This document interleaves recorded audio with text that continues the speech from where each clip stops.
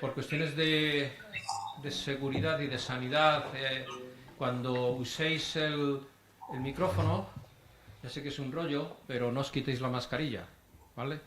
De manera que intentemos transmitir los menos virus, en caso de que tengamos algún virus, a los demás. Así que, bueno, yo voy a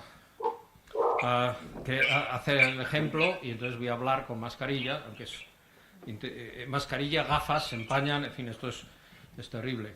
So dear Professor Chet Haskell, Chet Haskell is Vice Chancellor of the Academic Affairs and the University Provost of Antioch University.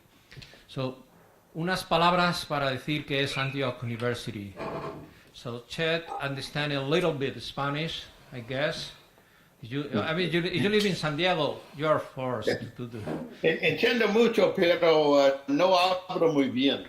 Okay, Necesito práctica. So you don't mind if the presentation I make in use biography, I did it, I'm gonna do it in Spanish, right? No Okay. hay problema. La Universidad de Antioch es una universidad muy singular. Tiene campus en Los Ángeles, en el Midwest, en New England, en Santa Bárbara, en Seattle. Tiene la Graduate School of Leadership and Change y tiene una universidad online también. Entonces, es muy adecuado tener al profesor Chet Haskell en esta presentación porque va muy en la línea de todo lo que estamos hablando en estas jornadas. Pero además, Chet Haskell es una persona que tiene una larga experiencia en liderazgo universitario en Estados Unidos y no solo en Estados Unidos. Él ha desempeñado cargos al máximo nivel durante 13 años en la Universidad de Harvard, que en fin, que tampoco es una universidad de barrio, o sea, que quiero decir, un buen sitio para ser, pues, director ejecutivo del Centro de Asuntos Internacionales, asistente especial del decano de la Facultad de Artes y Ciencias, decano asociado de la Harvard Kennedy School of Government y director ejecutivo fundador de la Academia de Harvard para Estudios Internacionales y de Área, o sea que está muy involucrado en esto. Más tarde también ha sido decano del Simon's College en Boston y fue presidente durante más de una década en el Instituto de Estudios Internacionales de Monterrey, en California, y en el Coswell Polytechnical College en Silicon Valley. Actualmente vive en San Diego y bueno, él está viviendo entre San Diego y Boston, o sea que es al lado, una cosita al lado de la otra. También es miembro de la Junta de Gobierno de la Universidad Al-Khurair de Dubái, es decir, que ya no solo tiene experiencia y trabaja en universidades en Estados Unidos, que son muy singulares, sino también fuera de los Estados Unidos. Tiene una amplia experiencia en temas de acreditación. Él ha sido miembro del board de directores de la Agencia de Acreditación de la Costa Oeste Americana. O sea, creo que lo podrá señalar en su presentación, pero las titulaciones oficiales que se ofrecen, al menos en el estado de California, pero esto es extensivo a otros estados, tienen que pasar un proceso de acreditación por una agencia. Entonces, esto nos sorprenderá, como nosotros. Pues sí, como nosotros. Me imagino que cuando se inventó lo de la acreditación en Europa, pues se miró a algún sitio y en Estados Unidos lo llevaban haciendo ya bastante tiempo. Es decir, que si Stanford quiere sacar una nueva titulación en, yo qué sé, diseño de videojuegos, por poner un ejemplo, tiene que pasar una acreditación de la agencia de la costa este americana que tiene la SW, bueno, yo no me la sé, Chet seguro que no lo puede contar. Es decir, y él ha tenido mucha experiencia en estos. También ha trabajado en América Latina, especialmente en México y en España, porque ha colaborado no solo con nosotros, sino con ANECA y con otras agencias españolas de acreditación. y por supuesto en los Estados Árabes Unidos, donde él está en la Junta de Gobierno, como dije antes.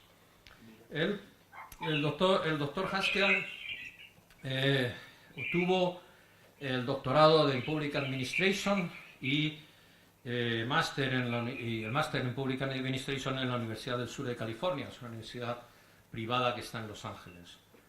Y tiene el máster of Arts, Master of Arts de la Universidad de Virginia, y se inició con el Bachelor of Arts en la Universidad de Harvard, o sea que es un fellow de Harvard, que luego, pues como sabéis, pues siempre se van a otros sitios, pero California no es mal sitio. Okay, Chet, this is, well, a brief presentation of your extensive experience and curriculum, and then now I give you the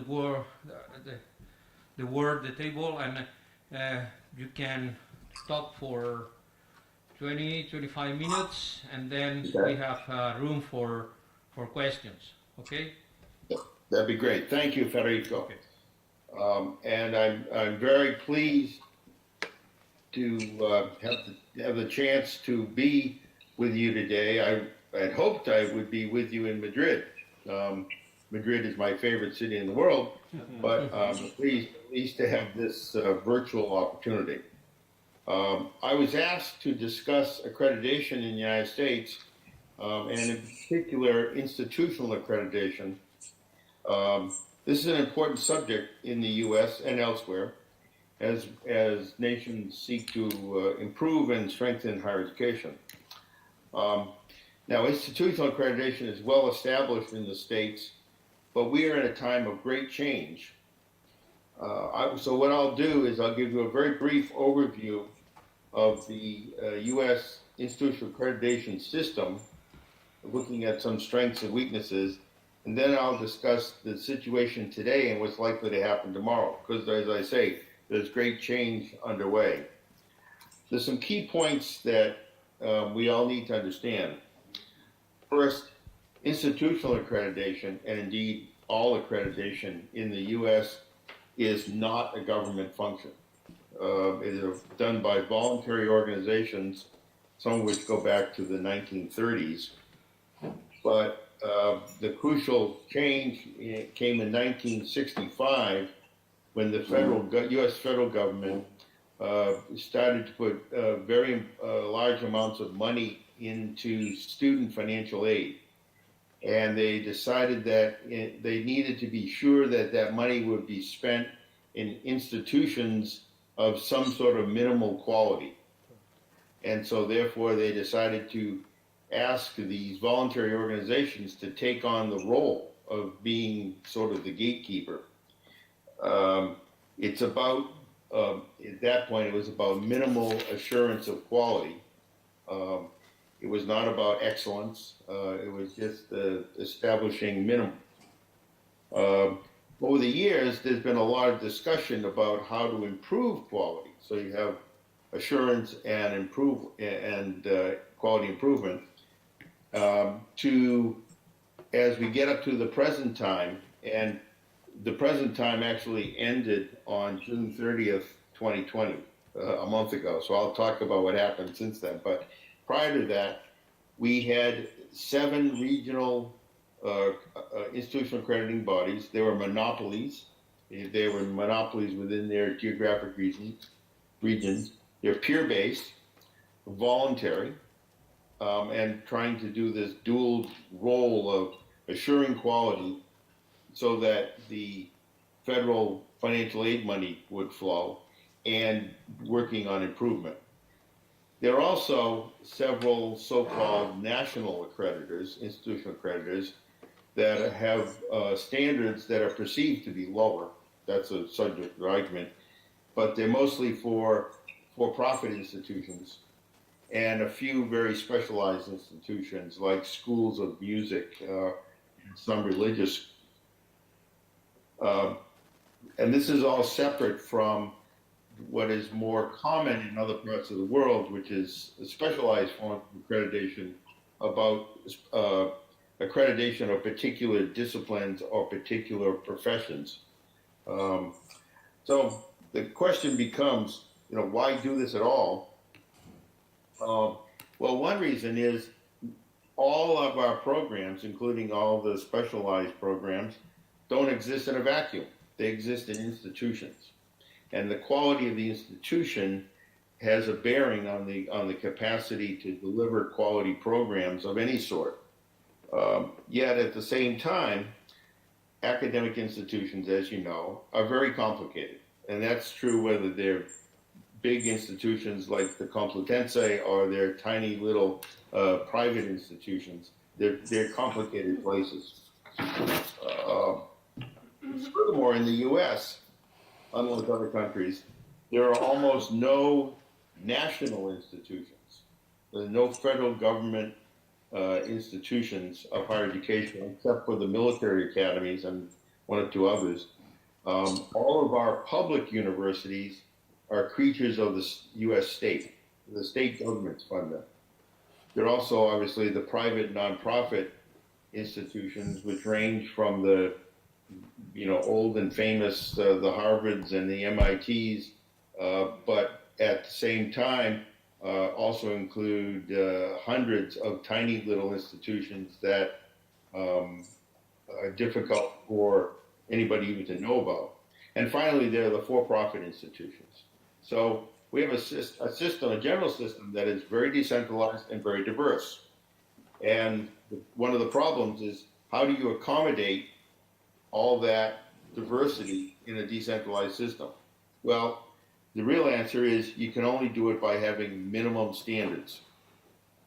And again, the key minimum standard here is, what does it take to get the federal funds?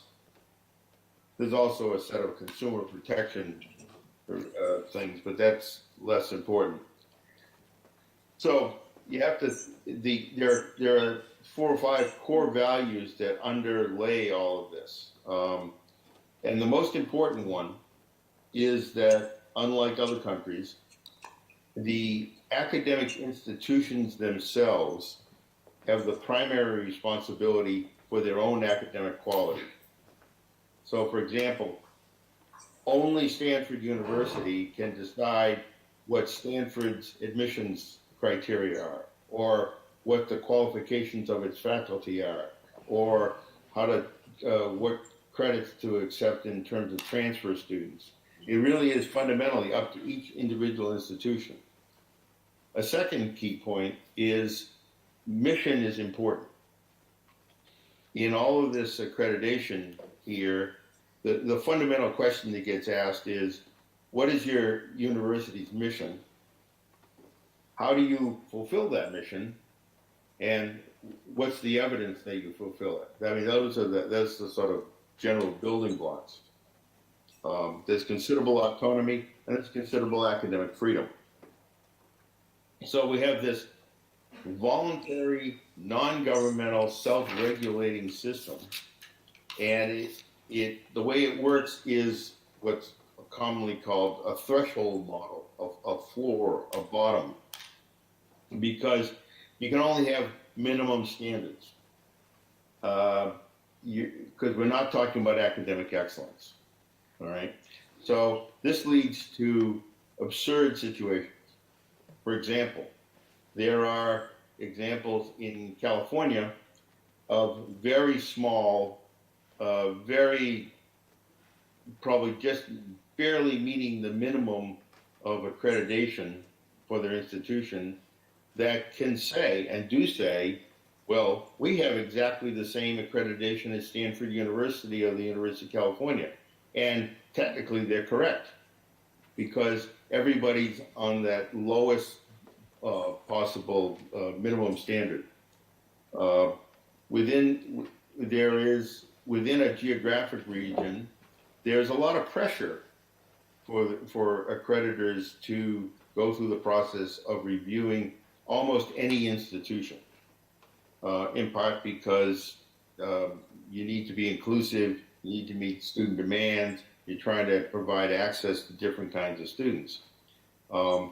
This is a model that, again, is very different from the specialized accreditation model. When you think about it, a specialized accreditor like ABET, the engineering accreditor, they have very specific standards, and they only accredit a very limited number of institutions. There's something like 20,000 engineering schools in the world, and ABET accredits about 750. So that's, you're not taking everybody, and they don't want to take everybody. It's a very different model. So if you had stricter standards for institutions, it would almost be politically impossible, because you would be reducing access to education, and frankly, you'd be reducing access to students to have federal financial aid to pursue their education. So quality improvement, as such as it is really up to the schools. What the accreditors end up doing is focusing on quality process, right? It's like as if the accreditation itself is assumed to promote quality. There's a complete focus on process, not on outcomes, because for one reason is it's very difficult to define what do we mean by academic quality, and that's a debate that goes on. The other one is because this is a volunteer system, all of the reviewers that do institutional reviews and write reports are volunteers. They're unpaid. In Spain, when you have reviewers doing accrediting, they are trained, they are paid, they are treated as experts, and they are experts in their particular fields. That's not the case in the States. So, why is this so important? Well, because of the importance of the federal money, if an accreditor removes an institution's accreditation for whatever reason, it's a death sentence to the institution. Most institutions cannot survive without the federal money. So there's a lot of pressure to avoid that catastrophe. But at the same time, there are many examples of the institutional accreditors failing at their consumer protection function. That in their desire to keep institutions going, they allow institutions to become too fragile, and then something happens and the institution goes bankrupt, and students are left without any place to go. And this has happened. So the accreditors, in this case, are accused of not being rigorous enough. This model does have some positive aspects.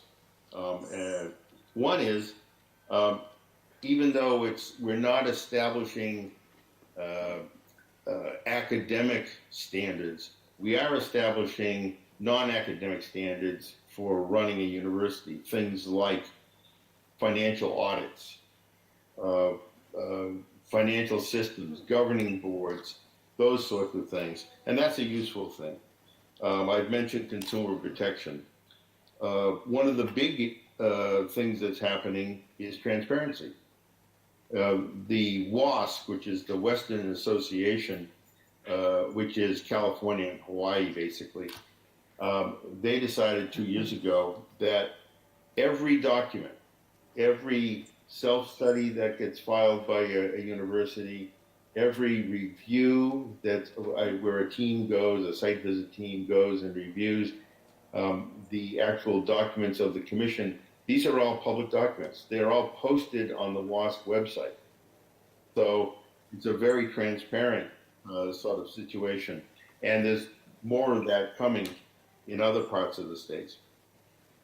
I think the most positive aspect of the current model is there are a series of what they call network effects. You have institutions and representatives of institutions who work together on accreditation. They get to know each other.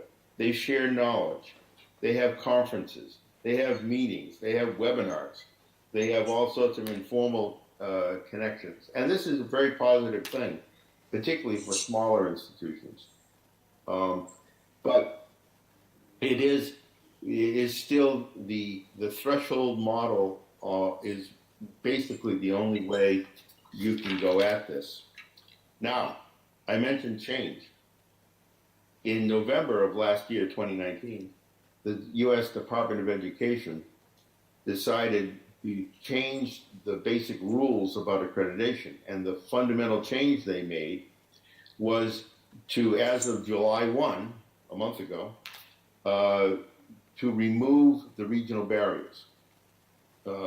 Basically saying that that these national accreditors can compete with the regional accreditors can compete with each other, and nobody quite knew what this was going to mean. I mean, it's still very much up in the air. It has been controversial. There are a lot of people who say, well, the way we did it in the past had all these benefits, some of which I've mentioned, but others in the fact that there are differences between the colleges and universities, say in New England and in California. In New England, there's a dominance of the private nonprofit institutions, and both the big Harvards of the world, but also many, many tiny little institutions, and very few public institutions. Whereas in California, it's just the reverse. The dominance is by the big public institutions. So that's a difference. Over the years, the accreditors have built up expertise. They understand these institutions. They understand some of their issues. Expansion. Excuse me. If you're going to start talking about accrediting institutions in other parts of the U.S., well, it's going to cost you money, more travel money, more staff, etc. But the main argument for keeping things the way they were was what they call a fear of accreditor shopping. That what would happen is that if these barriers were removed, these boundaries were removed, that some institutions might shop around for an accreditor, the least rigorous accreditor, that they could basically what would be the easiest way to get accredited so you could get the federal money.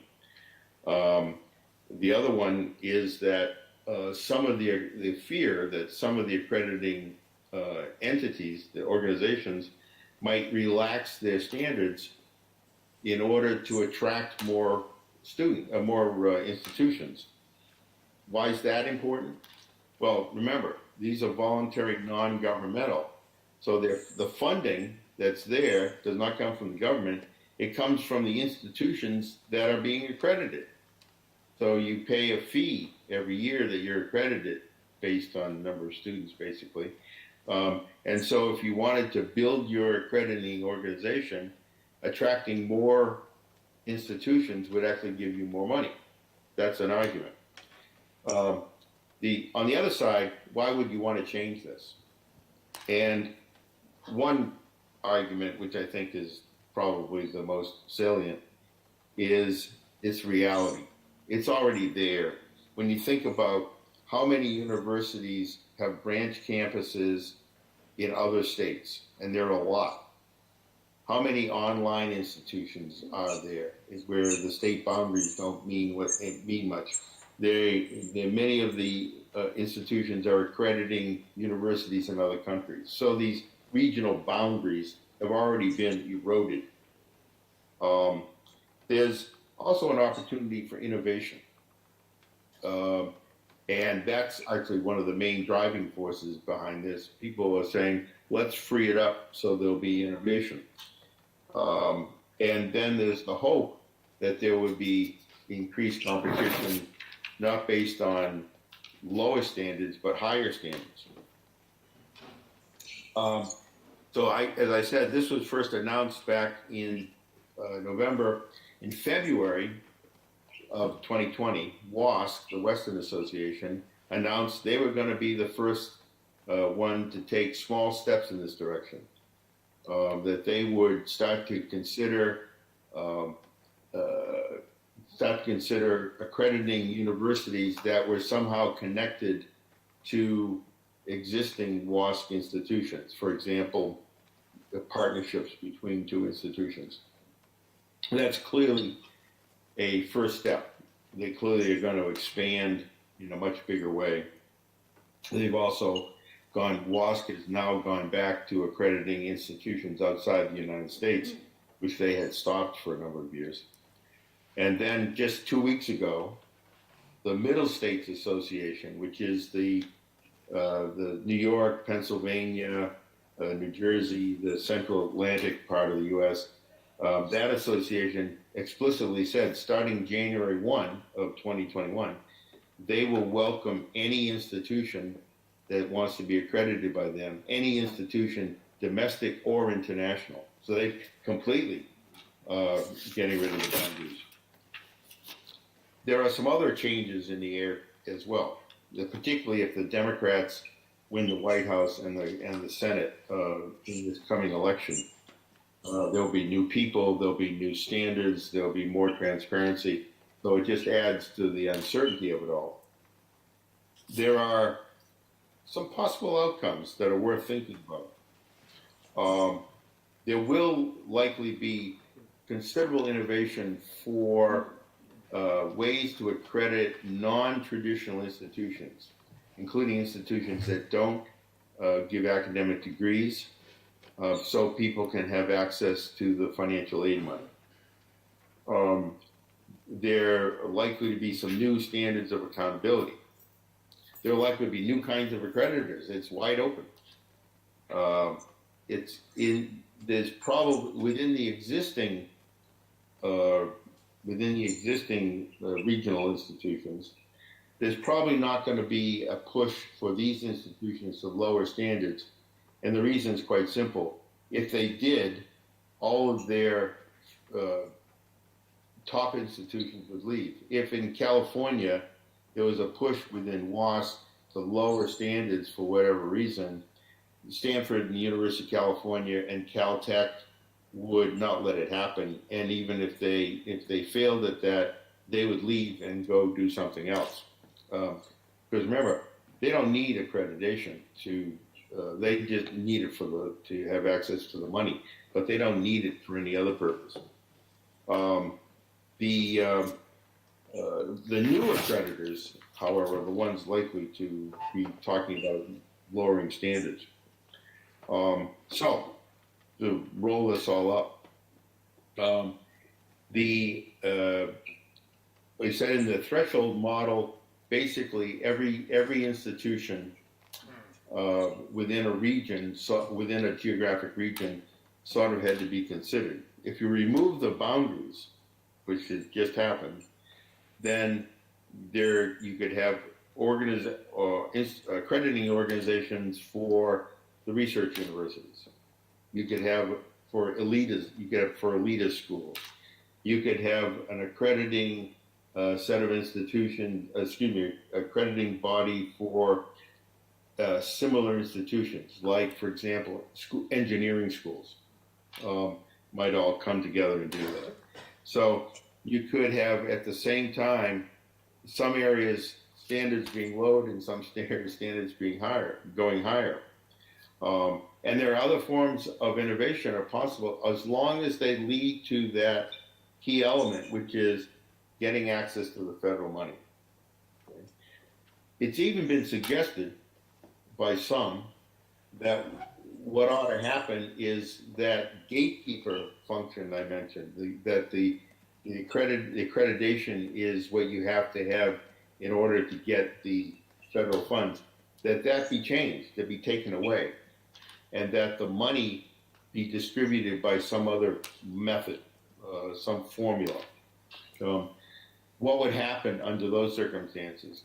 Well, the speculation is that most of the universities wouldn't bother with accreditation.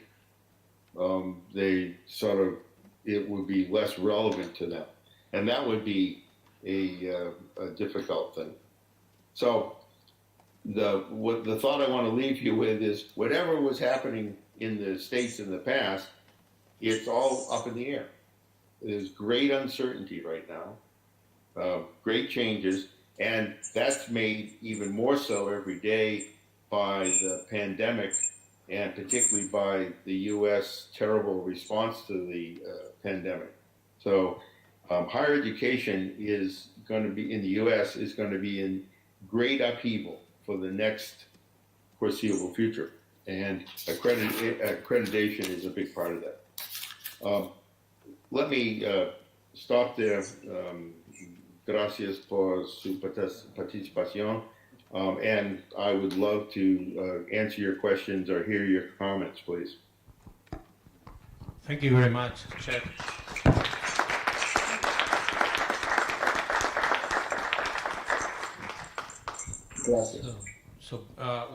Now we open for questions. Let me go ahead with the first question that is related with something that you mentioned, but I like to clarify a little bit. So during the yesterday session, we have been talking about many examples actually of new institutions, new higher education institutions, that they are not like traditional universities. So those grow up in very close, very oriented to the job market. So some of the traditions in these institutions are conducted in order to satisfy the demand of employers. Right? Examples in Madrid is, for example, Immune or other. There are examples in France, and we have also examples in other places. Well, one of the examples that they put on table is the Minerva. You probably knows Minerva University.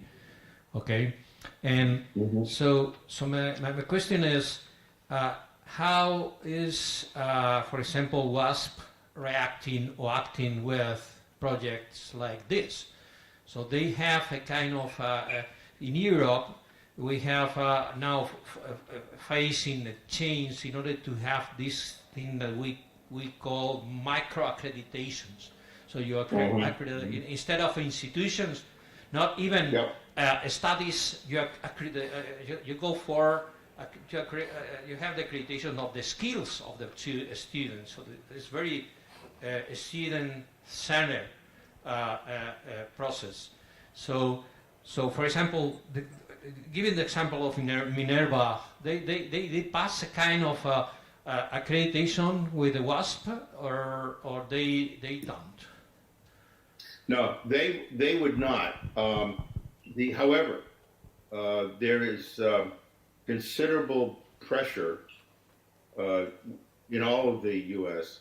To be more flexible and accommodating for non-traditional models.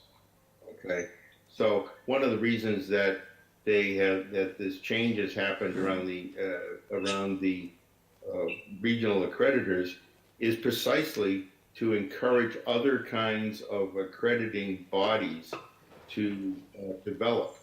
So it probably wouldn't be WASC, but I could easily imagine a new accrediting body that would accredit the sort of programs that the Minerva folks do, and that being sanctioned by the U.S. government, so as meeting the standards for the federal financial aid.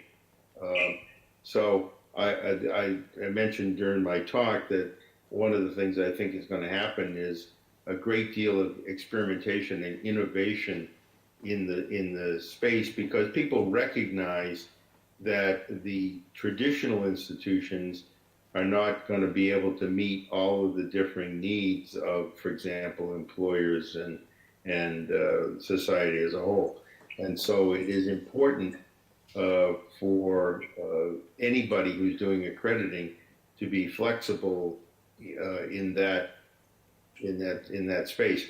WASC is probably the most creative of all of the U.S. regional accreditors, but it still has trouble with some of these non-traditional models. But it's simply we don't have the we know we have to be able to support those kinds of models. There's been a lot of experimentation going on. There'll be a lot more. Right. Okay. Thank you. So now some other questions from the participants, and okay, sure. Vicky. Thank you, Federico. I don't know if you can see me, but can you hear me at least? There you go. Hi, Professor Haskell. Good morning, and thanks very much for your presentation. That was really interesting, and actually wondering a very specific issue about the accreditation, and it's related with students' employability, because we tend to measure mostly, I mean, generally, inputs and probably processes, but outputs are not so much considered. So I was wondering whether in general, accreditation in the US is considering any sort of outputs, for example, student employability or any other, and if so, how are they doing it? Thanks. Thank you. Yes, the short answer is yes, that is a major subject of discussion, although it's never been, there's not consensus on how best to do it. One of the things that happens, for example, is as they ask the accreditors and the federal government, frankly, ask for more information from universities, one of the questions relates to employability. What percentage of your students are employed in their field within 6 months after graduation? Those kinds of data points. Because there's a wide recognition, particularly in the Congress, of the importance of education as a tool for employment and for the economy. Now, having said that, there's obviously a lot of resistance from the more traditional institutions that talk about education as, a purpose in itself, or education for society, or education for the individual. So there's a criticism of what is this utilitarianism of education. But there is a lot of work going on that front, and as I said, one of the things I think will happen, assuming the Democrats come back into power, is that there'll be a lot more emphasis on those kinds of employability factors and measures and so forth. Okay, thank you. ¿Alguna otra pregunta? Podéis hacer las preguntas en español y él entiende algo español, ya sabéis, pero bueno, la traducimos. No sé si en el chat hay alguien. There is some attendant, some students that are following this transmission at home, online. And then there is a chat, and then using this chat, the students can make questions. So I open the possibility for them to write questions, and then I translated this to you. Okay. No questions? All right. ¿Y alguna pregunta de la sala? ¿Alguna intervención más? Raúl.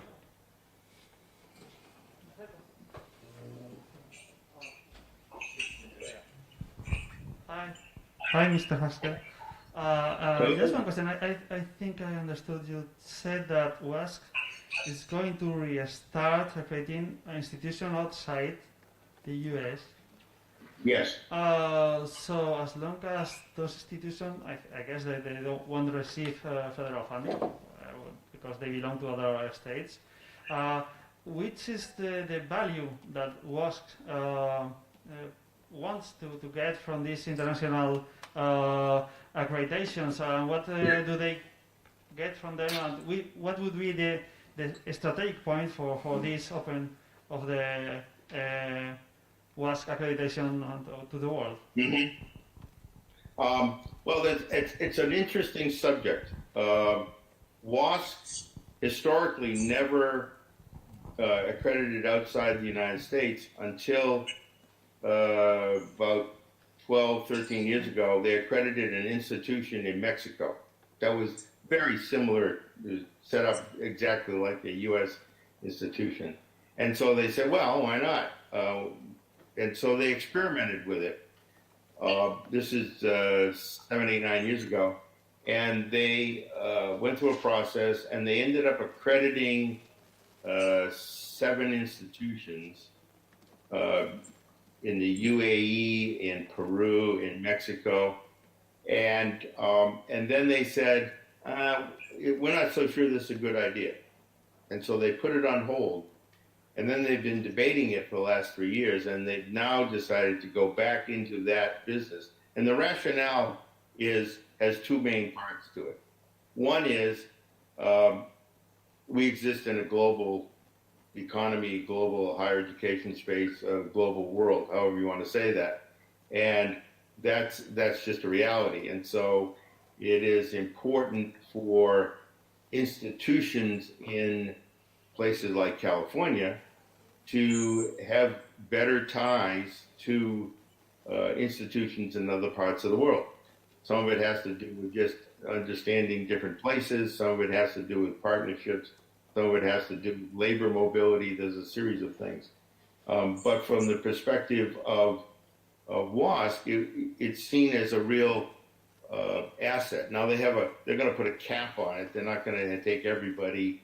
It's going to be a very limited number of institutions. And one of the factors that they use in determining whether to accredit somebody is precisely what can that institution do for WASC. What in terms of helping California institutions to better understand other parts of the world, or whatever other sorts of things. The other part of it, frankly, has been on the part of the institutions outside the United States, which have decided for subjective reasons that somehow they look better. They gain prestige and reputation by being accredited in the United States. And so one place where this is very clear is in the United Arab Emirates. I'm on the board of a university in Dubai, so it's something I do. And one of the things there is there's a competition among several universities that have now been accredited by WASC, by some of the other U.S. Bodies, and it's mostly about public relations, frankly. So WASC is trying to do it in a way where the other institutions, representatives of the other institutions, will be involved in the WASC efforts. And I'll give you an example. 3 months ago, I was on a review team of a WASC institution, and there was one of my colleagues in that review team was the dean from one of the Mexican institutions that was accredited by WASC. So he was being very integrated into it, and was a very important part of our team doing that particular review. I think international is important, but it is. It shouldn't all be WASC, or it shouldn't all be even the U.S. There's, lots of other forms of accreditation around the world. ¿Alguna pregunta más de la sala? No? So, well, we understand that the future of Fundación madri+d is making accreditation in California, for example, because if you're open to that, so yeah. We are volunteering for accredited Stanford or Caltech, small universities. Okay, Chet, right. Thank you very much for your presentation. I understand that it's after midnight in San Diego now, so good night. Have a nice day. Well, thank you very much, Federico, and thank you to all of you for participating, and I wish you all the best of luck, and I'm looking forward to being able to travel again and come back to Madrid. Okay, yeah, well, this all nightmare pass, we will have the opportunity to have physical meetings. Right. And, okay, thank you again, Chet, and good night. Thank you again. Bye-bye. Take care. Bye-bye. Thank you. A ver, vamos a hacer ahora un alto para tomar un café. Es el único momento, o sea, entre las charlas, como el siguiente ponente es presencial, va a estar aquí, entonces hacemos un alto como de 20 minutos, continuamos y luego sí debemos ser puntuales para la conferencia con Francisco Cervantes, que también, como tiene una diferencia de hora, estará el pobre ahí levantándose a no sé qué hora de la mañana, a las 6 de la mañana o así, ¿no? ¿Vale? Entonces, 20 minutos de paro y volvemos con la conferencia y la presentación de Colin.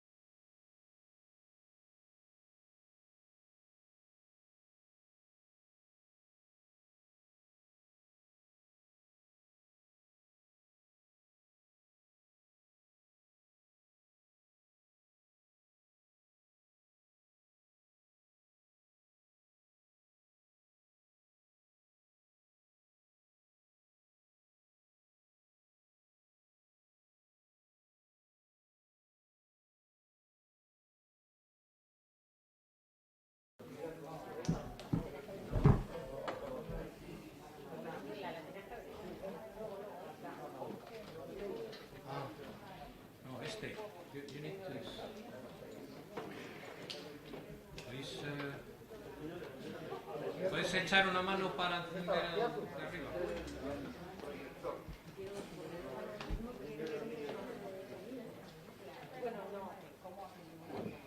Ahora.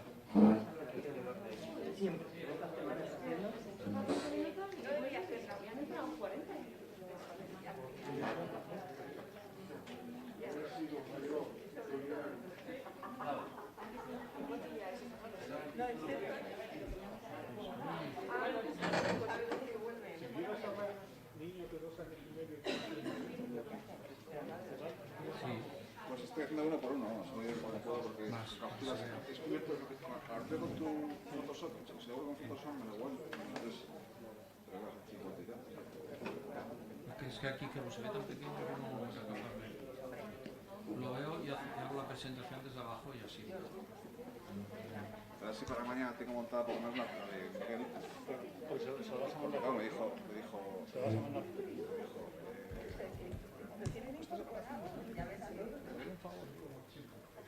luego nunca tú. Sí, me ayudaría mucho. ¿No? Tienes que hacer una lista.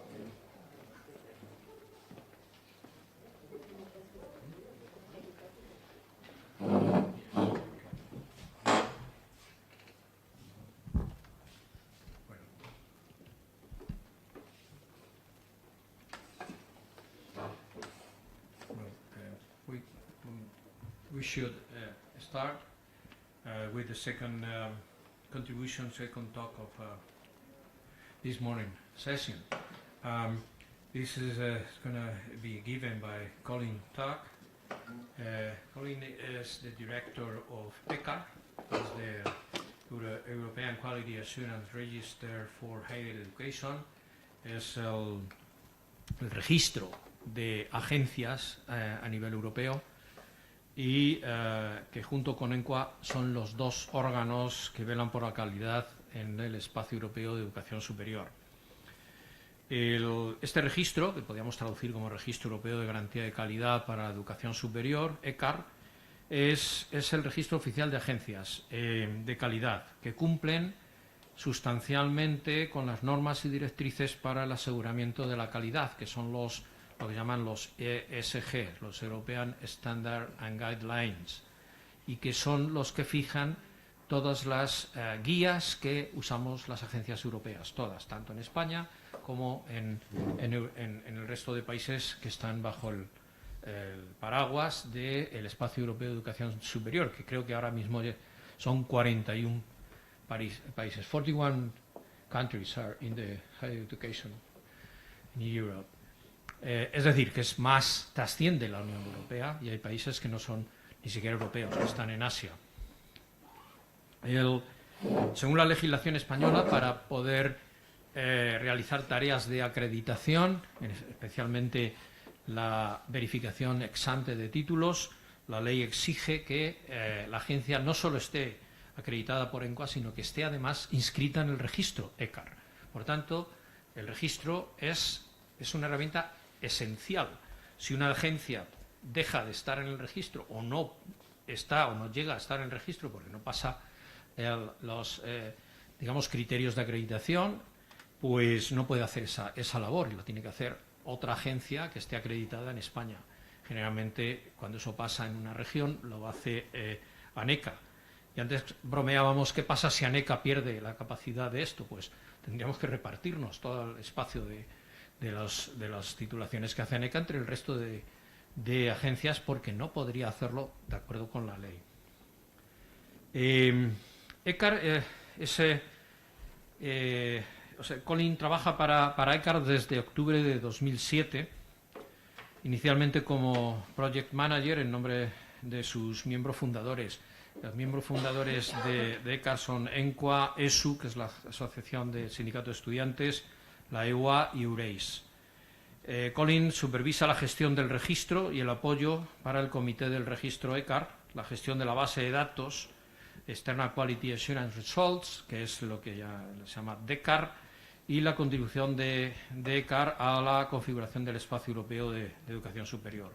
Fue miembro del grupo de trabajo para la revisión de los ESGs, de los European Standard and Guidelines, que, como he dicho antes, son la base de la acreditación de universitaria de Quality Assurance en el espacio europeo de educación superior. Además es coautor de la publicación European Approach for Quality Assurance and Joint Programs. Antes de unirse a ECAR estuvo involucrado en temas relacionados con el aseguramiento de la calidad como miembro de ESU, de la European Students Union, y anteriormente la ESIB, en el Comité de Proceso de Bolonia y en la Junta Directiva del Sindicato Nacional de Estudiantes en Alemania. En fin, bueno, tiene una trayectoria reciente, joven, porque excuso decir que es más joven que el previo, que quien habló previamente. So you're young people, young person involved in these activities, pero a pesar de llevar poco tiempo en esto, tiene una larga experiencia y como director de ECAR, pues creo que nos puede aclarar, nos puede ayudar bastante a entender estos mecanismos y estos procedimientos que tenemos en Europa. Yes. Okay, so you can start with your presentation.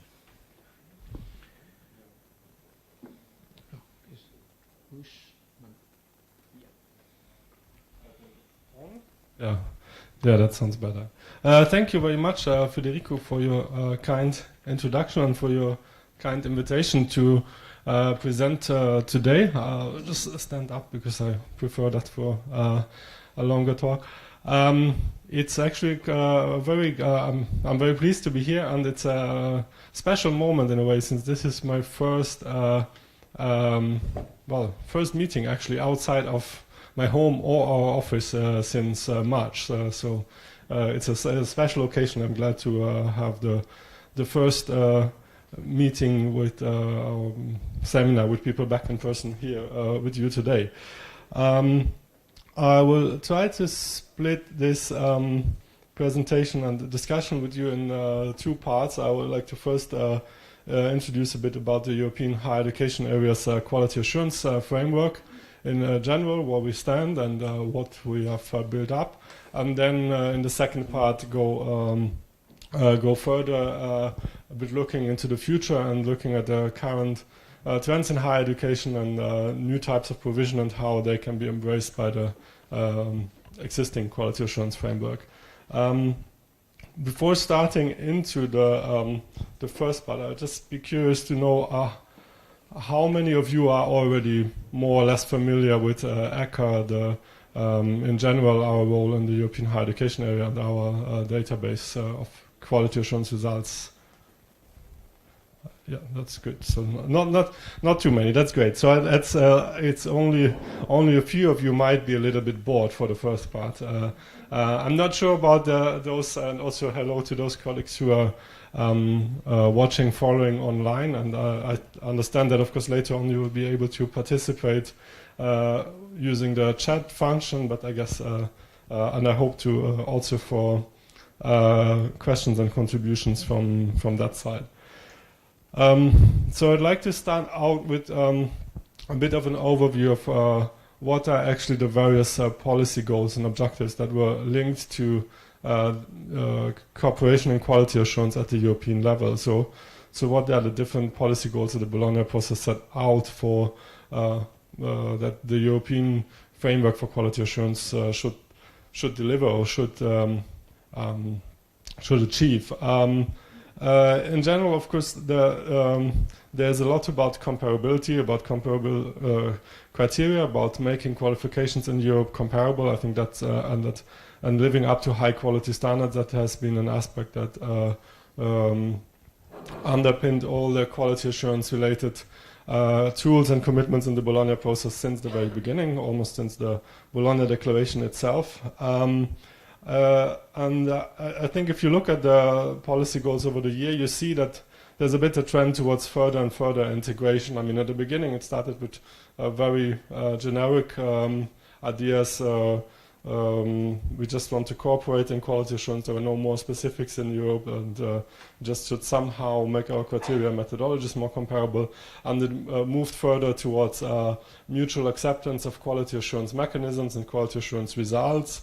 And ultimately, it actually the more, let's say, the more recent, most far-reaching commitments were actually that the European quality assurance structure should not just allow us to talk to each other somehow between different countries, but it should actually allow to also quality assurance to function across borders. So to actually allow institutions in one country in the European higher education area to be quality assured or accredited by a quality assurance agency from another country in the European area. So something very similar to what Chad talked about in the last presentation, something that's coming up increasingly in the US is has been a policy goal for the European higher education area already for a couple of years.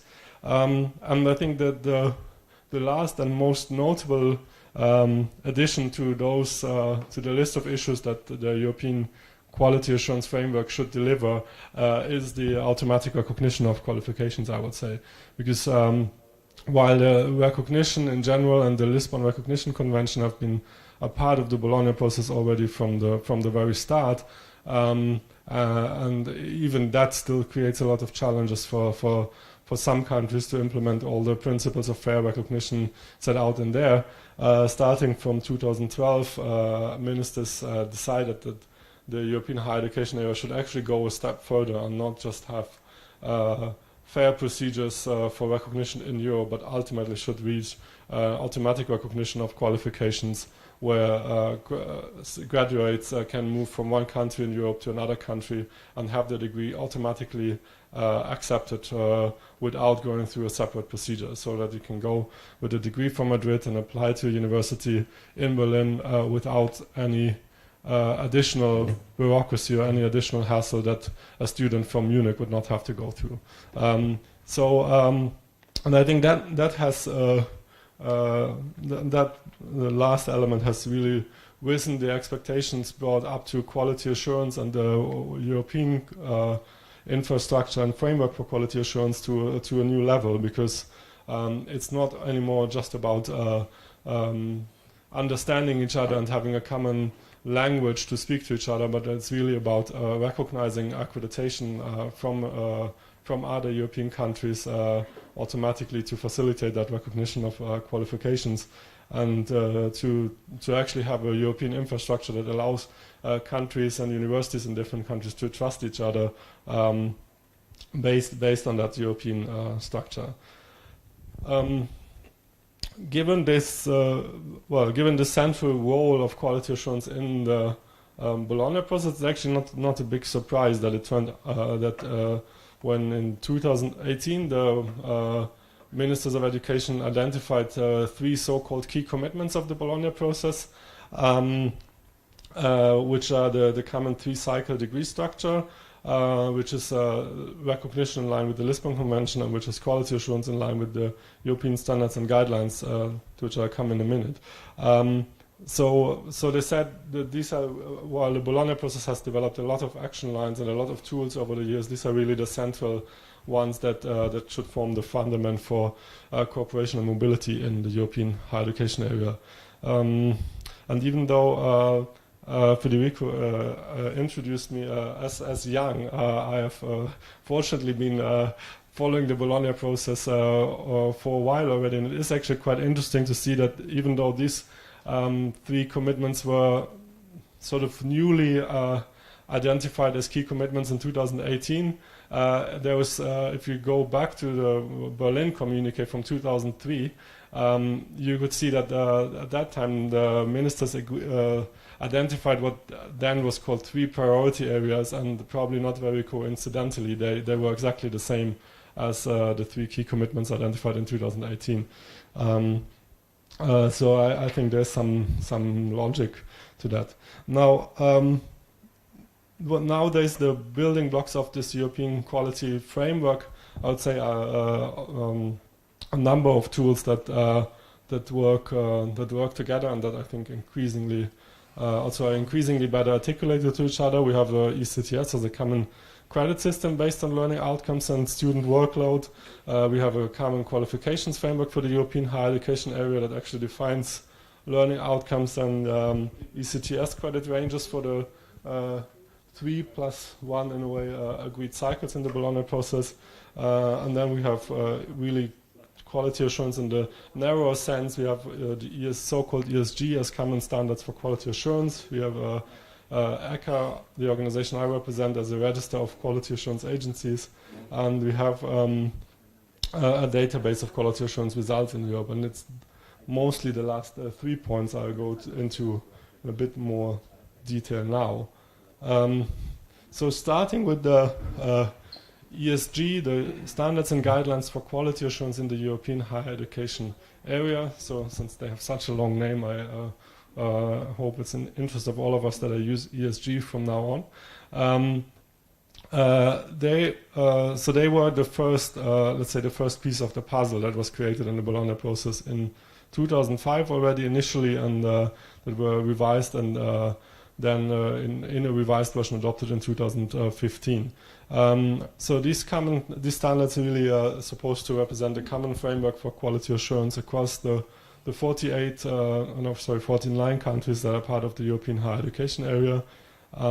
One notable feature is that the standards were adopted by ministers for education for higher education in one of their ministerial conferences. Which of course is important to have the necessary backing and status, but they were actually developed by the stakeholder organizations at European level in a collaborative effort. So the same organizations that were mentioned before by Federico as the founders of ECHA, the European bodies representing students, representing universities, and representing the quality assurance bodies, the same 4 organizations have actually jointly developed and created this European set of standards. Which address different levels of quality assurance, starting out with internal quality assurance at the university level, and then external quality assurance processes and agencies themselves. There are a number of 4 important principles on which the ESG are based, and that find themselves manifested in various ways. I think the most important is, and that's very compatible with, despite many differences, I think, between Europe and the US. If you remember what Chad said in his presentation before, that's very compatible with the US understanding of accreditation, that higher education institutions have the primary responsibility for quality. So that is a principle to which, even before the standards were there, the ministers already signed up in some ministerial communiques, and I think it's reflected in the big importance that the standards give to internal quality assurance. And even obviously I'm the least person who would undermine the importance of external quality assurance and external quality assurance processes.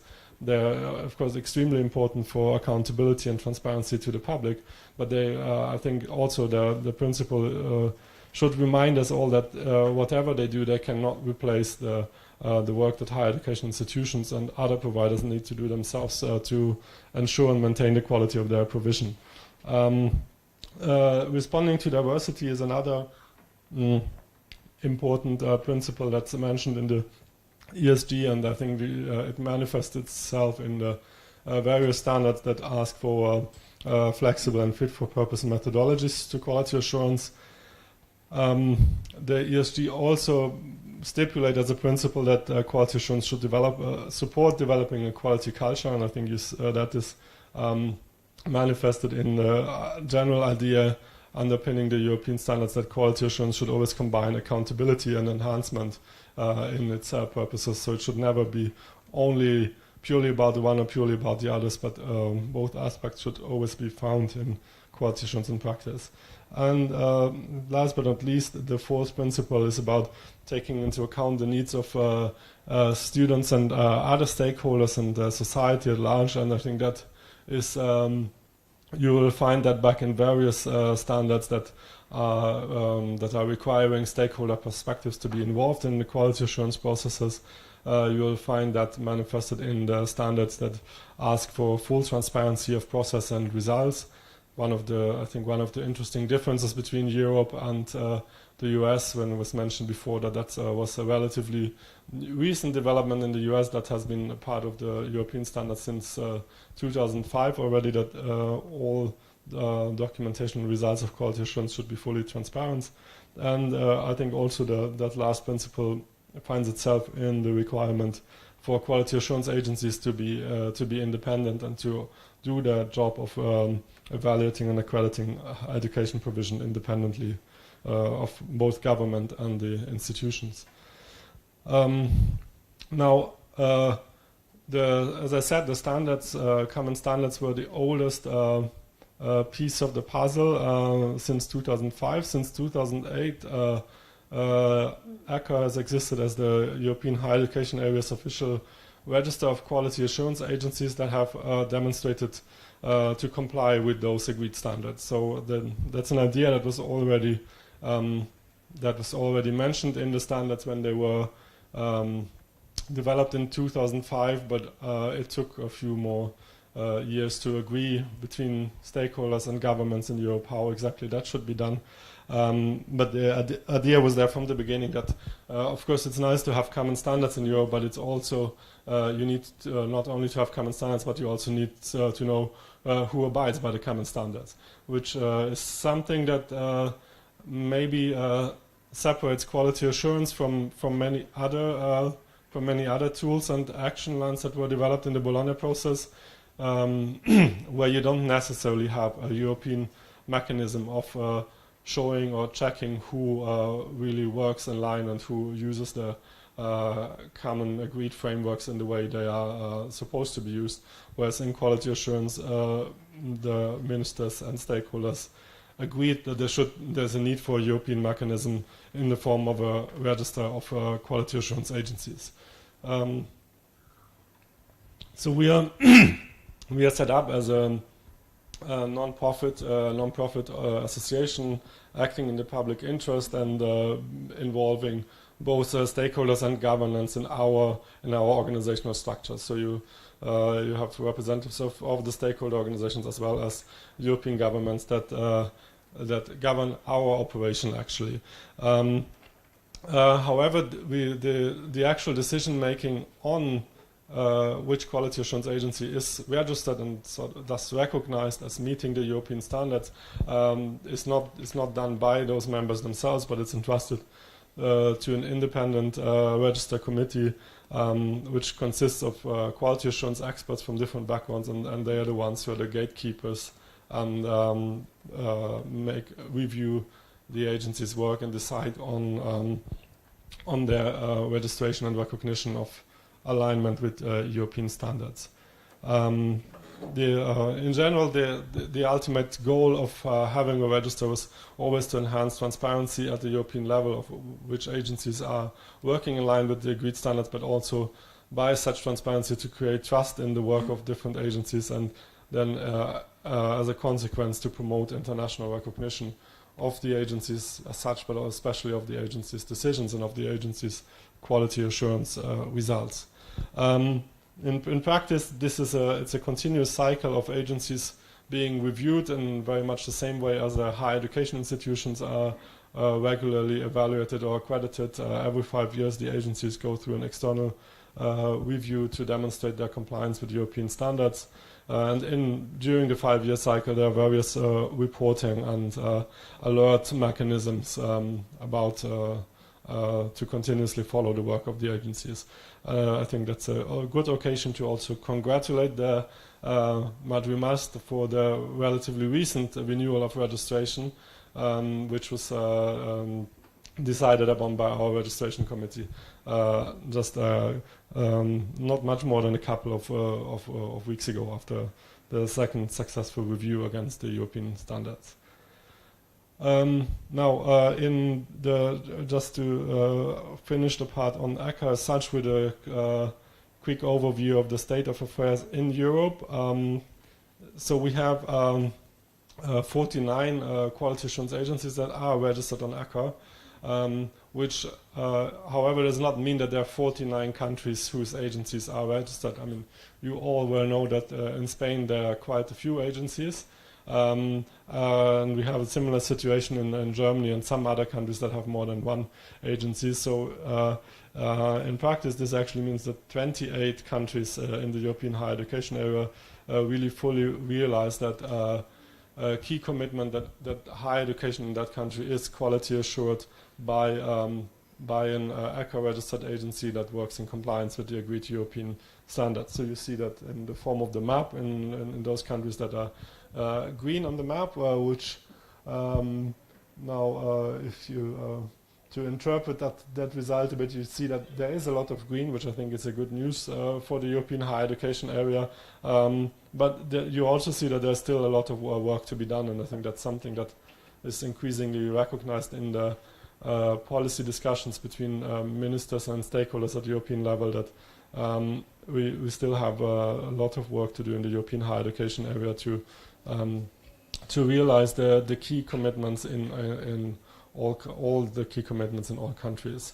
One interesting, I haven't put the maps on other key commitments into my presentations, but if you look at the official Bologna process implementation reports, you would find similar maps for also the other key commitments, countries that have implemented the 3-cycle degree structures, country that follow the Lisbon Recognition Convention, and you'll actually see that on average the maps in other areas will be significantly greener. And I think one aspect to that is what I mentioned before, that in quality assurance there is a European monitoring structure, and you will not get your country green on the Bologna process implementation report if your agency hasn't been thoroughly reviewed and certified to work in line with European standards, whereas in other areas like the 3-cycle structure or the recognition processes, there's not a fully fledged European process of checking what countries report. So it might be a little bit easier to get green on other maps than the quality assurance one. Now the last bit of the first part of the session I would like to dedicate to the database of external quality assurance results, DECA, which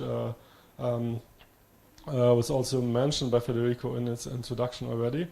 And with that relatively new database, which we launched in 2018, we'll try to give more easy access to quality assurance reports from all the ECHA registered agencies across the European higher education area.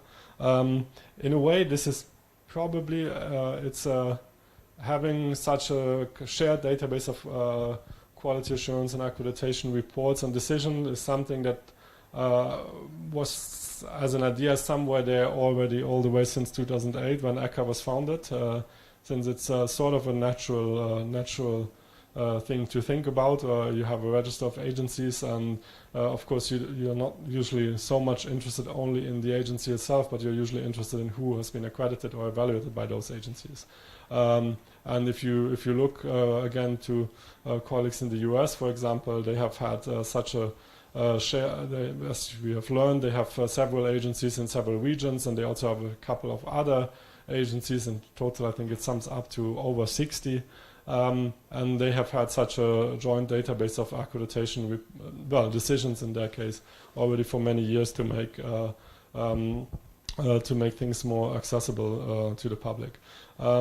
So we embarked on this idea to enhance transparency at the European level, and actually, as a most important goal, we wanted to facilitate this new policy goal of automatic recognition, because it's generally agreed that needs to be based on robust quality assurance in line with the agreed European standards.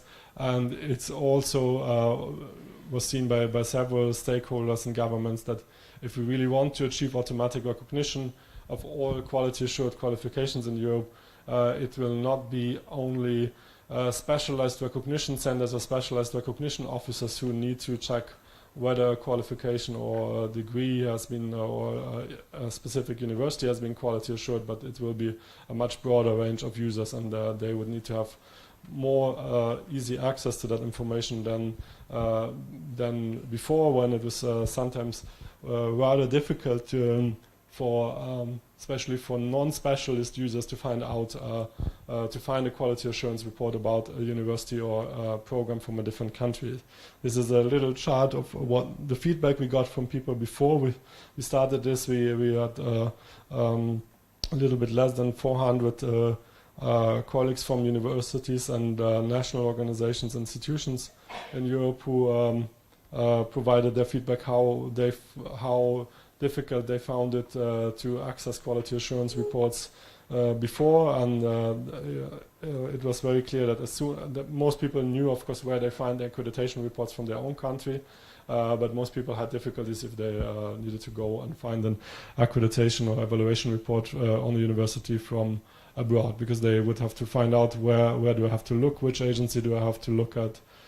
They might have a language barrier and so on and so forth. So the result was very clear. It was not easily accessible. It was not impossible to access this information, but it was only somewhat easy for most people. So now in Dhaka, and I will, after this general quick overview and figures, I will show it to you also just in practice at one or two examples. We try to bring this information on quality assurance decisions and reports from all over Europe together in one single portal. But we also actually, I'd say, collate together information from various sources and from various on various aspects next to quality assurance reports as such. Of course, we have already the register of agencies, which is I mentioned before, which gives you basic information on the agencies registered and recognized by us. We also have quite some information on the country level, so which has already been there before we started with Dhaka as a database of quality assurance reports. So you would find for each country in the European higher education area, you find some basic information on their national quality assurance system, how it works, what kind of requirements are in place. You probably know that depending on the country, the accreditation might be entirely at the program level, or it might be actually at the institutional level. And of course, this is the kind of information you need to know also to understand what then you might see later on, because it only helps you to see a list of reports, for example, for a specific institution, if you know what you should expect and what kind of reports you should find under that institution. And even though that's only like, let's say, you could say that's only a little bit of text for times not even 50 for 48, 49 countries. But even that, keeping all that information up to date and current and in a harmonized structure keeps some of my colleagues quite busy. Then fortunately we could actually, when we started with Dhaka, we could build on some excellent European projects that already provide inventory of existing higher education institutions. There's a European Tertiary Education Register, ETER, and their sister project, ORGWAC, which already provide a lot of basic information on institutions and also on changes in their names, mergers, split-offs, and so on and so forth, which comes in very convenient for us, because that means in our work with the quality assurance agencies on reports, we can really focus on agencies providing information on their quality assurance reports and decisions, and we don't need to bother agencies with also keeping up to date information on their institutions, because we already have a Europe-wide inventory on that. And then last, but of course the main new addition with Dhaka is that we have a database of quality assurance reports and decisions at institutional and program level across the whole Europe. Also, all this data that we have in Dhaka is supplied by the agencies in different ways. Some do it manually if they're very small. Some do it automatically through an interface and so on. And the whole information that's in there is also completely open and freely accessible to the public. So it's actually, I will show you in a second, our own website and the main front end of Dhaka. and basically that one uses an application interface to communicate with the back-end server technically, and we make it available exactly the same interface to everyone else who wants to use it. So there's no functionality that's sort of reserved for us, that no one else can use it, but it's completely open to the public, which is in the longer run will be very important for integration in other applications and linking the information to other data sets. In figures, we have at the moment a little over 50,000 reports in DECA, so 50,000 accreditation and evaluation reports and decisions. We cover fully or nearly fully 18 countries in Europe. So I mentioned before that there were 24 countries that are fully in line with the Bologna Key Commitment, where all institutions are quality assured externally by registered agencies in line with the agreed standards. So only those 24 could potentially be covered in this database, because we only have reports from the recognized agencies, so it wouldn't be expected to have any other countries covered in there fully. So we are missing 6, if you like, where the agencies are registered with us but haven't participated in DECA yet. You'll see that, so it's and these reports, they cover about 2,500 institutions. Most of them are in Europe. There are actually a few outside Europe, but that's a relatively neglectable amount compared to the European area. Again, as a map, that's how it looks like. You see the dark blue countries are the ones that are extremely well covered, where you find quality assurance reports on most universities in the country in the database, and you see that Spain is pretty dark, which is, I think, thanks to the good efforts of most of the Spanish agencies from different regions, madri+d, and a lot of colleagues from the other regions who have participated very actively in DECA from the outset. I will quickly show you, and I have to change the settings for that.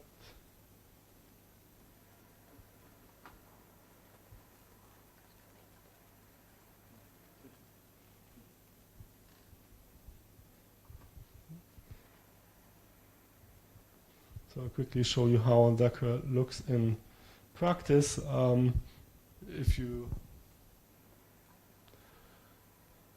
So if you go to the landing page, you will see, you'll also see a map where you can, of course, click just on a country and see the list. I said there are reports in many countries across Europe. I mean, there are quite a few countries from outside Europe as well, but if you really look at it, you'll see that there's 1, 2, maybe 3 institutions from those countries covered. So but it is interesting that also shows the trend that a lot of universities and other institutions from outside Europe have, for whatever reason, decided to seek an accreditation or evaluation from a European agency, and also those are, of course, can be found in there. So if you, let's say, we search for Complutense Madrid. And so you will see in this case of Spain, you will actually see a list of faculties for most institutions, or a list of university centers, because they're separately recorded here, and then you can go to one and you see, for instance, in the Faculty of Computer Science, you would have the list of degrees that have been accredited, in this case, I suppose, by madri+d, of course. Now, depending on the case, you would either find a shorter or longer list of degrees. Of course, if you go to the whole University of Complutense, you would find all the faculties together, and you'll have, I don't know, 100 or 200 accredited study programs. But of course, you might also have other examples. I'm searching for Köln, for example, and you would see that. Just a random example, if you look at the German Sport University from Cologne, there you see they have a system level accreditation, so they have an institutional accreditation, and because there's no need anymore to have all the programs accredited. And you see here some old results in there because, of course, their programs were accredited before they achieved this institutional accreditation, but now what is relevant is the system accreditation at institutional level. Here's what I said before. What comes in very important here is that whenever you look at an institution, you get this short profile of the national quality assurance system there, because of course you need to know what you expect to see below, and whether you are supposed to see a list of programs or whether you are supposed to see an institutional accreditation there, and that's for each country or for each system in Europe explained in brief. Now I'd like to, before continuing to some other topics, I'd just like to ask if you would have any questions, comments, points for discussion already on those first introduction to the European framework and the DECA database.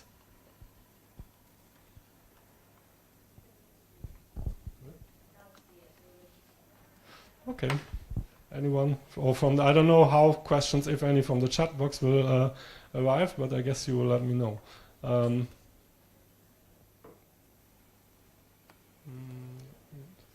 this back.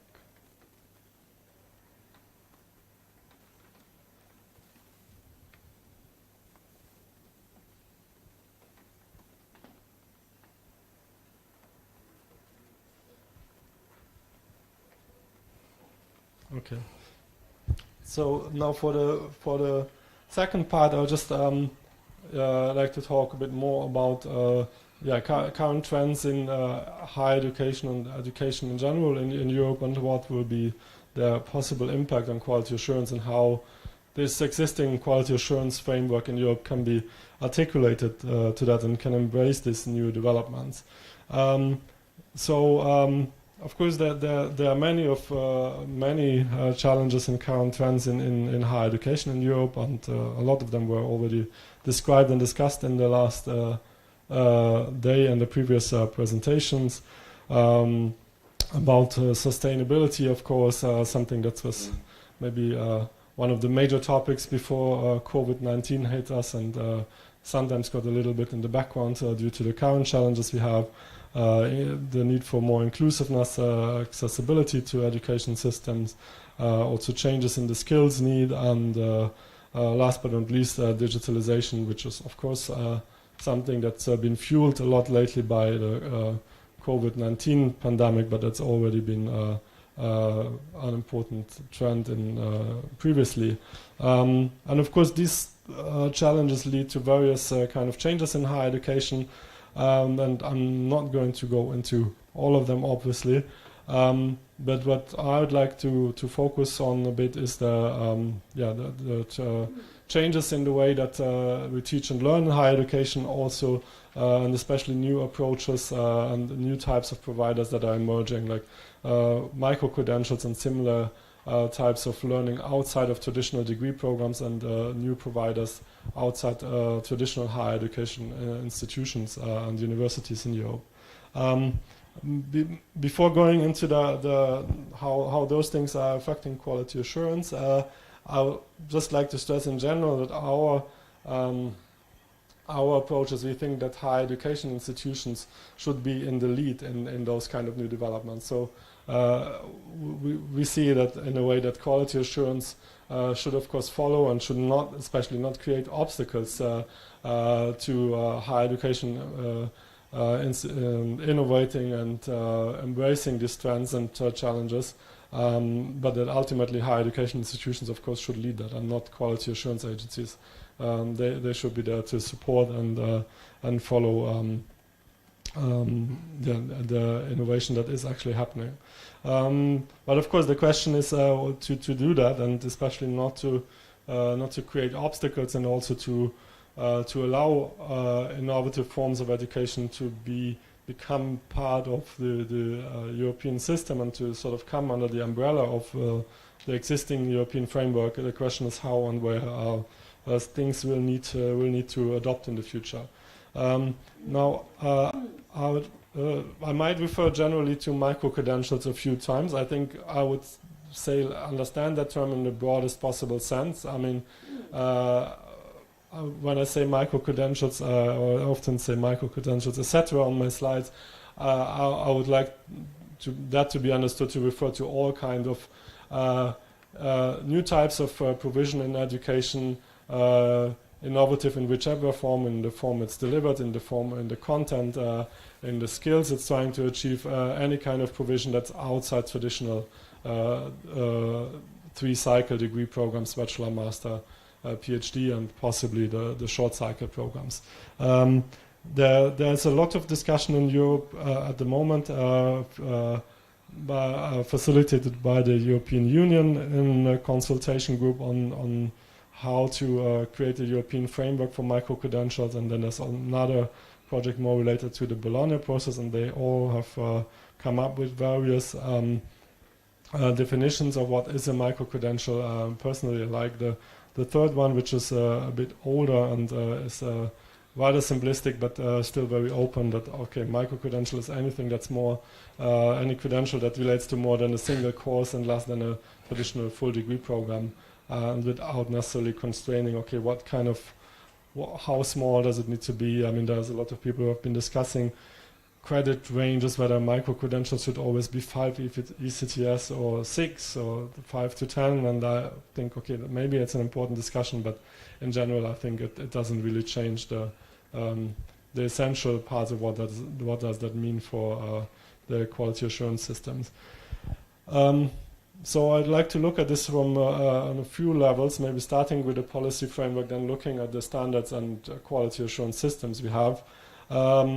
Actually, when you look at the policy framework in Europe, I think it's clear that Bologna and the European higher education areas used to be focused a lot on the 3 cycles so far. So if you look, for instance, I'm not going to scroll back because it's very far back, but if you look at this key commitment on quality assurance, it always refers to education in the 3 cycles of the Bologna process, so to bachelor, master, and PhD, and now, okay, recently added a short cycle within the first cycle, but it's always very focused on the full traditional degree programs. That is now that's slowly starting to change. I mean, I put on the slide a quote from the next draft communique of higher education ministers who will meet again in whichever format. That's probably still to be seen, but they will meet in one way or the other, on screen or in person, in November this year. And one of the new things expected from the Bologna process is that there will be a clear task given to the Bologna working structures to explore further how micro-credentials could be integrated in the European higher education area tools. So in the policy level, and if you look at the tools in particular, I mean, I will be looking at quality assurance now, but of course you could look at the qualifications frameworks of the credit systems, etc. You would see that some tools are already more open to new types of provision than others. I mean, the qualifications framework is probably still very focused on full cycle qualifications. If you look at the credit system, ECTS, from various discussions in those groups mentioned before, you would see that most people agree that ECTS credits can easily be applied to all types of learning within traditional degree settings, but also micro-credentials and other more innovative forms of provision. Anyhow, at the policy level, I would say the new and innovative types of learning are not fully embraced yet, but we can expect that to be happening soon. Now, in terms of quality assurance, looking first of all at the European standards, if you look at what is stated in the ESG, they are actually very, very open. I mean, they do recognize the diversity of missions and increasing diversity of modes of educational provision of higher education institutions, and they do explicitly say that these European standards were written to be applicable regardless of the mode of study and the place of delivery, and also that even though they speak a lot about programs, higher education programs, they clearly say that in the in the standards that programs is not supposed to be understood as limiting the ESG and the quality assurance concepts set out in there to traditional degree programs, but to all kind of higher education in its broadest sense, and explicitly also such that doesn't lead to a formal degree. So in theory, or in the words, of course, the ESG are definitely fully applicable to a higher education provision outside traditional degree programs.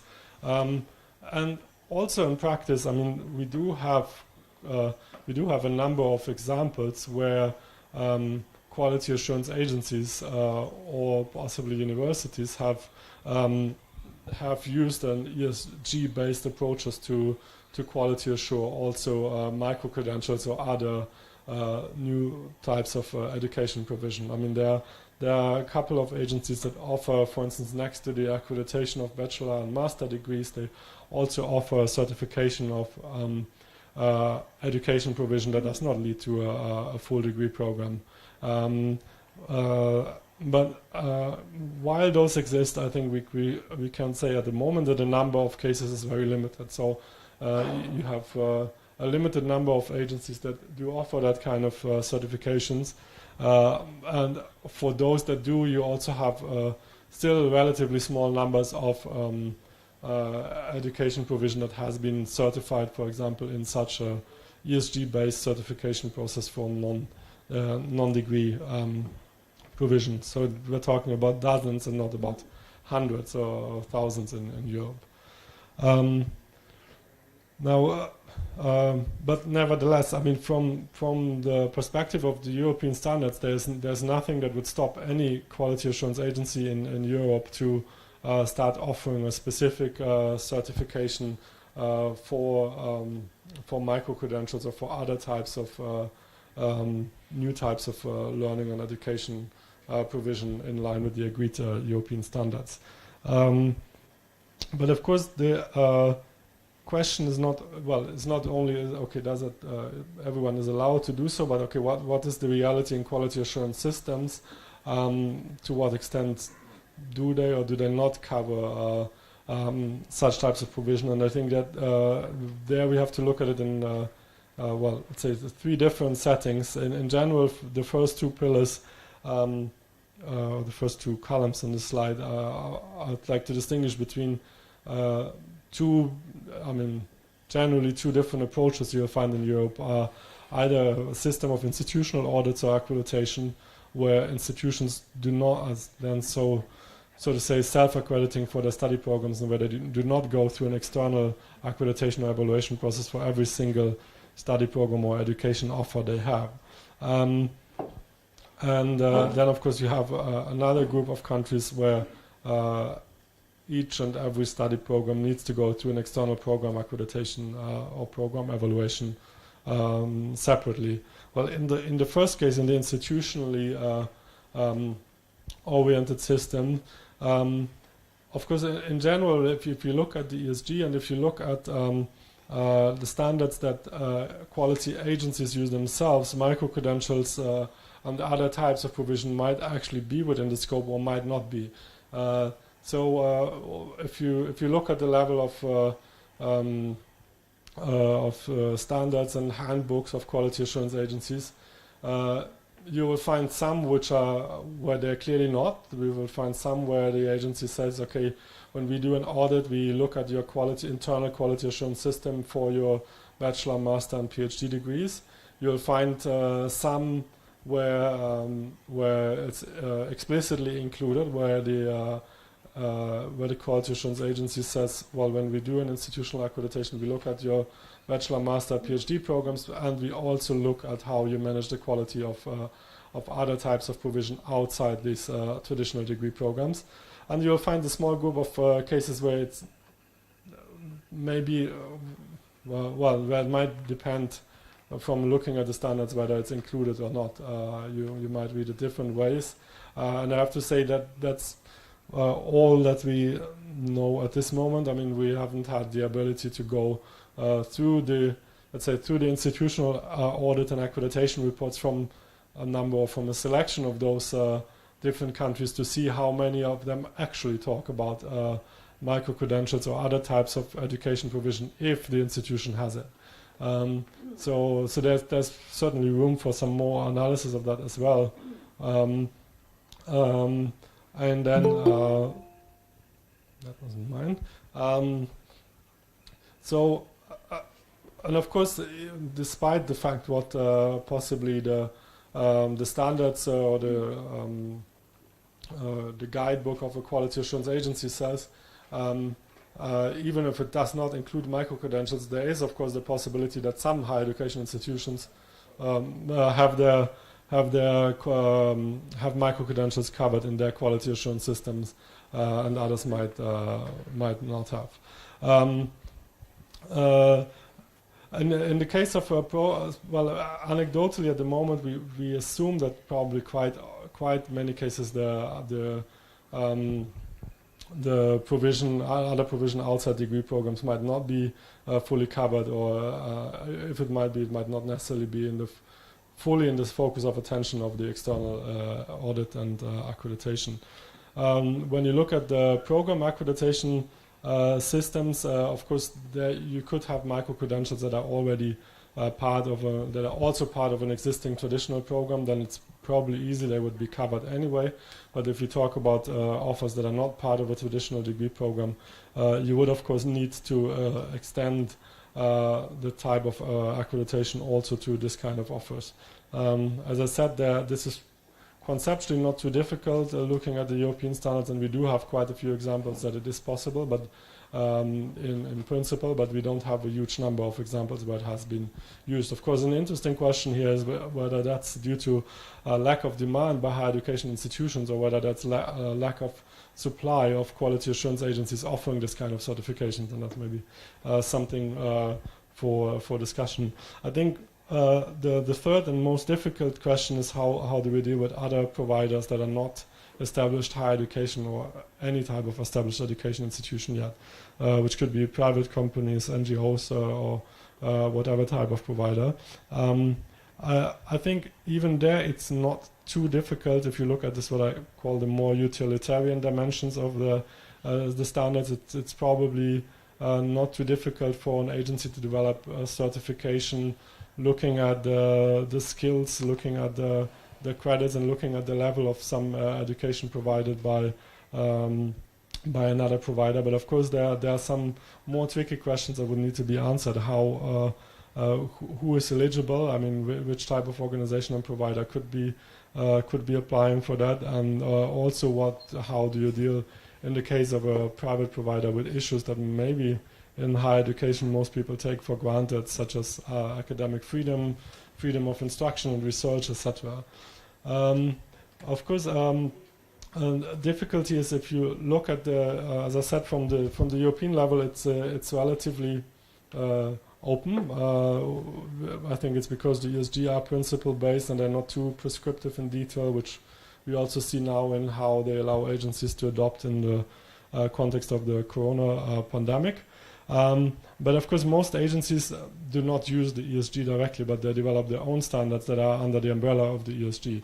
And of course there it will depend on whether the agency's own standards are similarly principle based or whether they are more prescriptive, and also whether they are when they have very detailed operational and maybe quantitative requirements, like I don't know, the number of tables in a classroom or something like that, which is still happening in some cases. And of course those kind of requirements are certainly less flexible, and so it depends on each system, I think, how easily it is adaptable to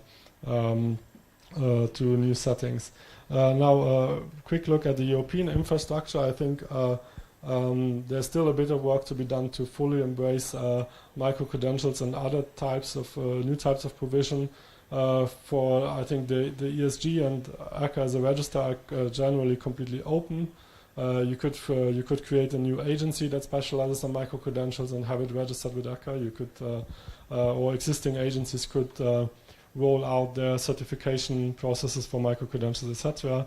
I would say that the DACA database so far is still a bit focused on traditional degree programs, which we might need to adapt.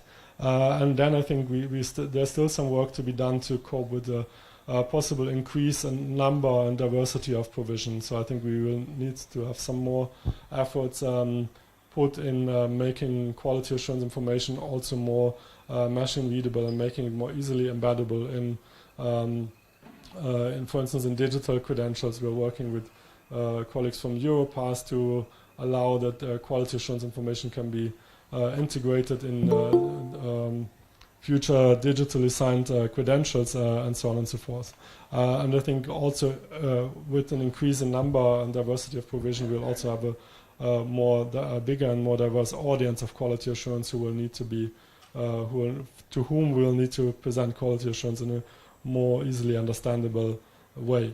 And one question I think that's still also open for the future is to what extent will we see a lot of providers that will have both accredited or credit-bearing provision, and that will also have maybe some courses that they do not explicitly want to have accredited within the so-called official accreditation system, which of course is fair enough. I mean, if you want to say, well, we want to offer a course, but we don't actually want that to be recognized within the official education system. And if you have a lot of providers that have parallel tracks, you will also maybe face some challenges. How can we make that?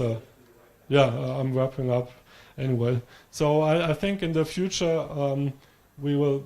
What I think we might see is that digital credentials will definitely be the norm in Europe for both traditional degrees and new types of provision. I think it will maybe take a bit of time, but we will see all Bologna tools fully extended and adapted to new and innovative modes of learning and teaching. And in practice, I think we'll see a combination of extending existing quality assurance systems, especially internal systems of universities, to also cover micro-credentials and other new types of provision. We'll also see some new specific methodologies coming up and new types of certifications offered specifically for micro-credentials and other types of new provision under the umbrella of the existing European standards, and we might even see completely new quality assurance agencies that specialize in that field and that pop up next to the existing ones. So yeah, that's what I would say as a likely scenario how the future might look like, but I'm curious to hear your questions and comments on that.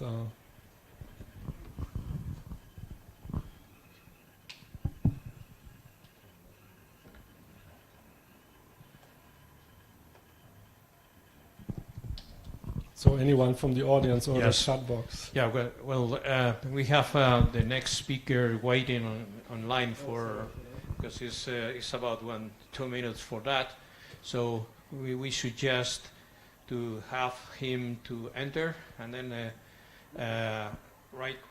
put all the questions for you and for Francisco at the end. So we will try to organize.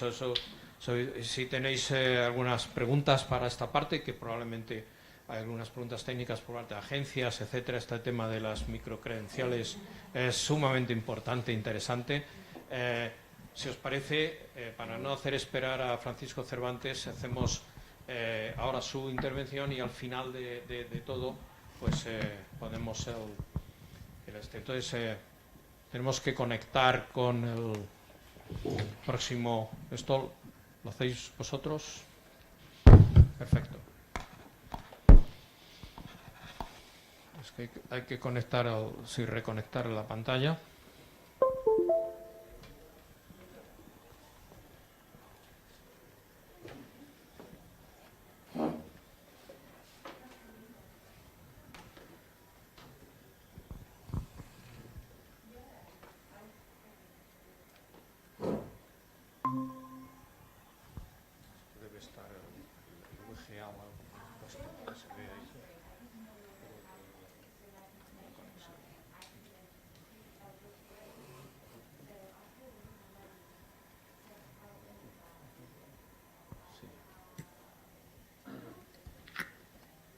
Hola, Federico. Hola, Francisco, rector, ¿qué tal? Buenas. ¿Tú me ves a mí el resto de la sala? A ver. Sí. Sí, además como tenemos un espejo, en el espejo puedes ver los más gente. Parece que hay más, ¿verdad? Sí, sí. Bueno, tienes al rector Puyol también, coordinador, codirector Hola, del Rafael. curso, Rafael, que tienes aquí, y no sé si conoces a José de la Sota, que es el secretario de este curso, con el que habrás intercambiado información, ¿de acuerdo? Bueno, yo me voy a sentar aquí delante, que me verás bien, y para hacer una breve introducción de tu currículum, ¿vale? Y luego pues pasamos a tu presentación, y después de la presentación tenemos una sesión de preguntas, que vamos a unir las preguntas tuyas con las del ponente anterior al final de la sesión de la mañana. ¿Correcto? ¿Te parece bien? Perfecto. Vale, pues nada, bienvenido, y simplemente unas notas breves, biográficas del extenso currículum que tiene el profesor Francisco Cervantes Pérez. Actualmente, como viene en el programa, es rector de la Universidad Internacional de La Rioja, en México. Es ingeniero mecánico electricista por la Universidad Nacional Autónoma de México. Tiene la maestría en Ingeniería Eléctrica y también por la Universidad Nacional Autónoma de México, y el doctorado en Ciencias de Computación por la Universidad de Massachusetts en Amherst. Bueno, es actualmente miembro académico del Instituto Latinoamericano del Caribe, es consejero del Espacio Común para la Educación Superior en línea de la Unión de Universidades de América Latina, lo cual, pues en este curso donde estamos hablando precisamente de las nuevas tecnologías, de los nuevos retos, del futuro de la universidad, que necesariamente pasa por muchas veces no ser presencial, pues el profesor Francisco Cervantes es un experto. Bueno, es doctor honoris causa por la Universidad Virtual del Estado de Michoacán, en México. También tiene un doctorado honoris causa por la Universidad Católica de Los Ángeles, Chimbote, que es en Perú. Es miembro del Sistema Nacional de Investigadores de México, y bueno, una serie, en fin, no sé, no voy a decir todos los cargos que en la actualidad ocupa. Ha sido en el pasado rector de la Universidad Abierta a Distancia de México durante 3 años, y también coordinador de Universidad Abierta y Educación a Distancia en la UNAM. Por tanto, su experiencia es bastante larga y acreditada en los temas que estamos hablando. Y bueno, pues por último ha sido presidente también de la Academia Mexicana de Informática. Es un experto precisamente en educación y en las técnicas de educación a distancia, en línea, y además es un experto informático en redes neuronales. Correcto. Gracias, Federico. En eso compartimos algo. Yo algo sé de redes neuronales, así que bueno, me gustó leerlo en el currículum. Bueno, sin más, yo creo que damos paso a la presentación del profesor Francisco Cervantes. Cuando quieras, Francisco, adelante. Muchas gracias, Federico, a ti y a Rafael por la invitación, y a la Complutense y a la UNIR. La verdad es que me hubiera gustado estar ahí con ustedes, pero con esto de la pandemia, y que somos personas de muy, muy alto riesgo, no se nos permite no solo viajar, sino salir de la casa, así que pues voy a estar aquí desde su casa, haciendo la presentación. No sé si se ve ya la pantalla. ¿Sí? Bueno, al inicio voy a ir muy rápido en unos temas que quiero plantear con contexto. ¿Sí? Me gustaría, de estos 40-45 minutos en los que voy a estar presentando, que pudiéramos conocer 4 puntos. El primero es el contexto social que hay en América Latina y el Caribe, y cómo se ha ido transformando y se sigue transformando cada vez a mayor velocidad. También quiero revisar lo que son las certificaciones, lo que han sido las certificaciones y cómo en algunos países ya hay incluso agencias que logran la integración de la academia con los gobiernos, con las empresas y con la sociedad civil en su conjunto para darle valor a estas certificaciones. Y lo que sí me gustaría tratar de dejar como mensaje es cómo las certificaciones son una forma de impulsar el desarrollo social y económico en nuestros países y democratizar el acceso a la educación. ¿Sí?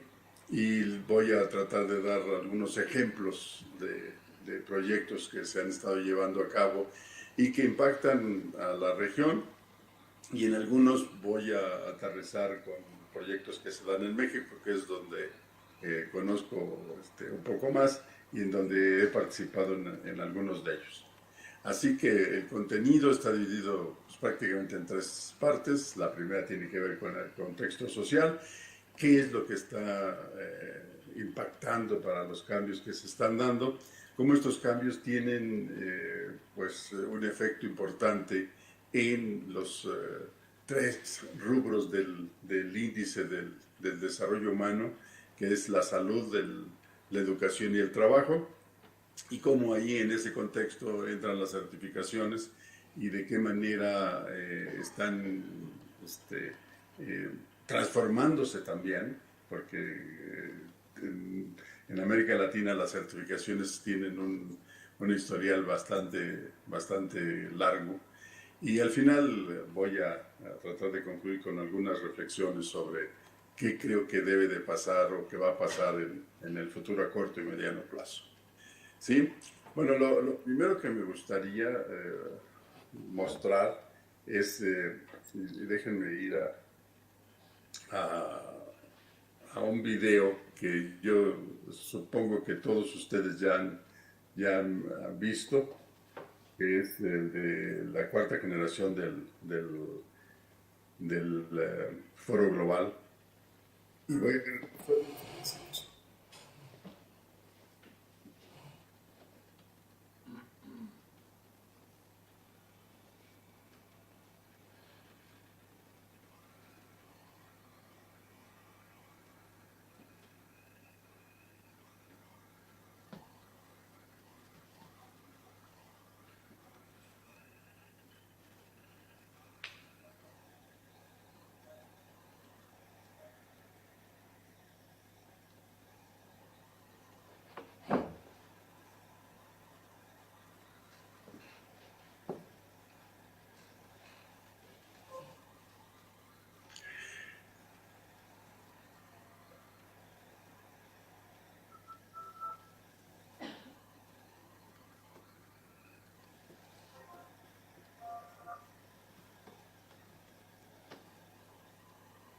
El primer punto es que la cuarta revolución industrial debe de ayudarnos a lograr el bienestar de todos en el planeta.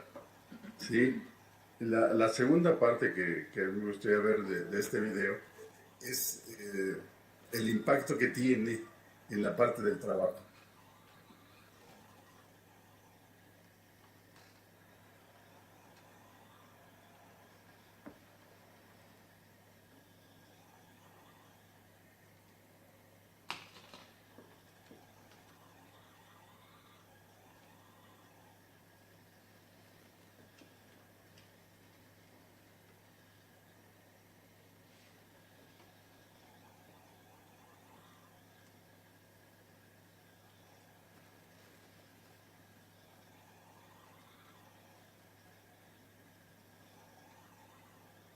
La parte de automatización no implica necesariamente la sustitución de los humanos en los empleos, sino el trabajo coordinado entre humanos y máquinas. Y creo que la robotización está logrando hacer esa parte. Y eso es un cambio importante en el trabajo.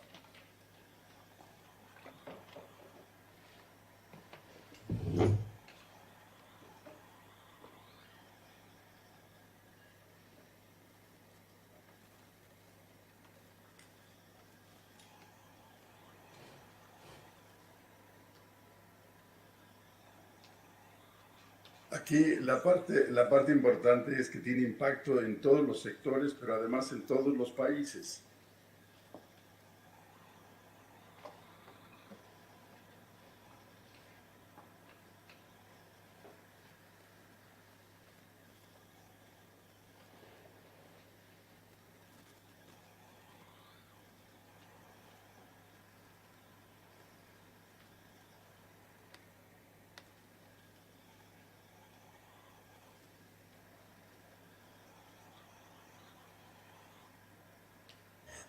Aquí la parte interesante es que si vamos a convivir humanos y máquinas, más vale que lo empecemos a tomar en cuenta desde la formación de educación básica en las personas, en los niños, y que los niños aprendan a convivir en un espacio, en un mundo en donde las máquinas van a ser parte importante de nuestro trabajo.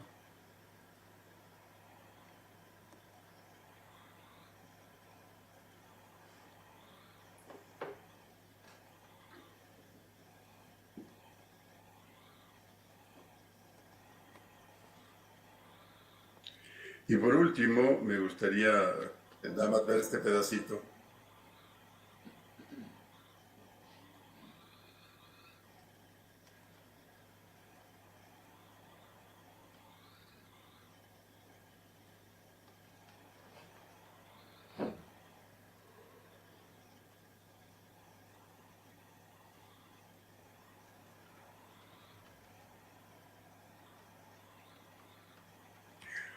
Bueno, el último punto es que otro aspecto importante de lo que está pasando es la robotización del humano.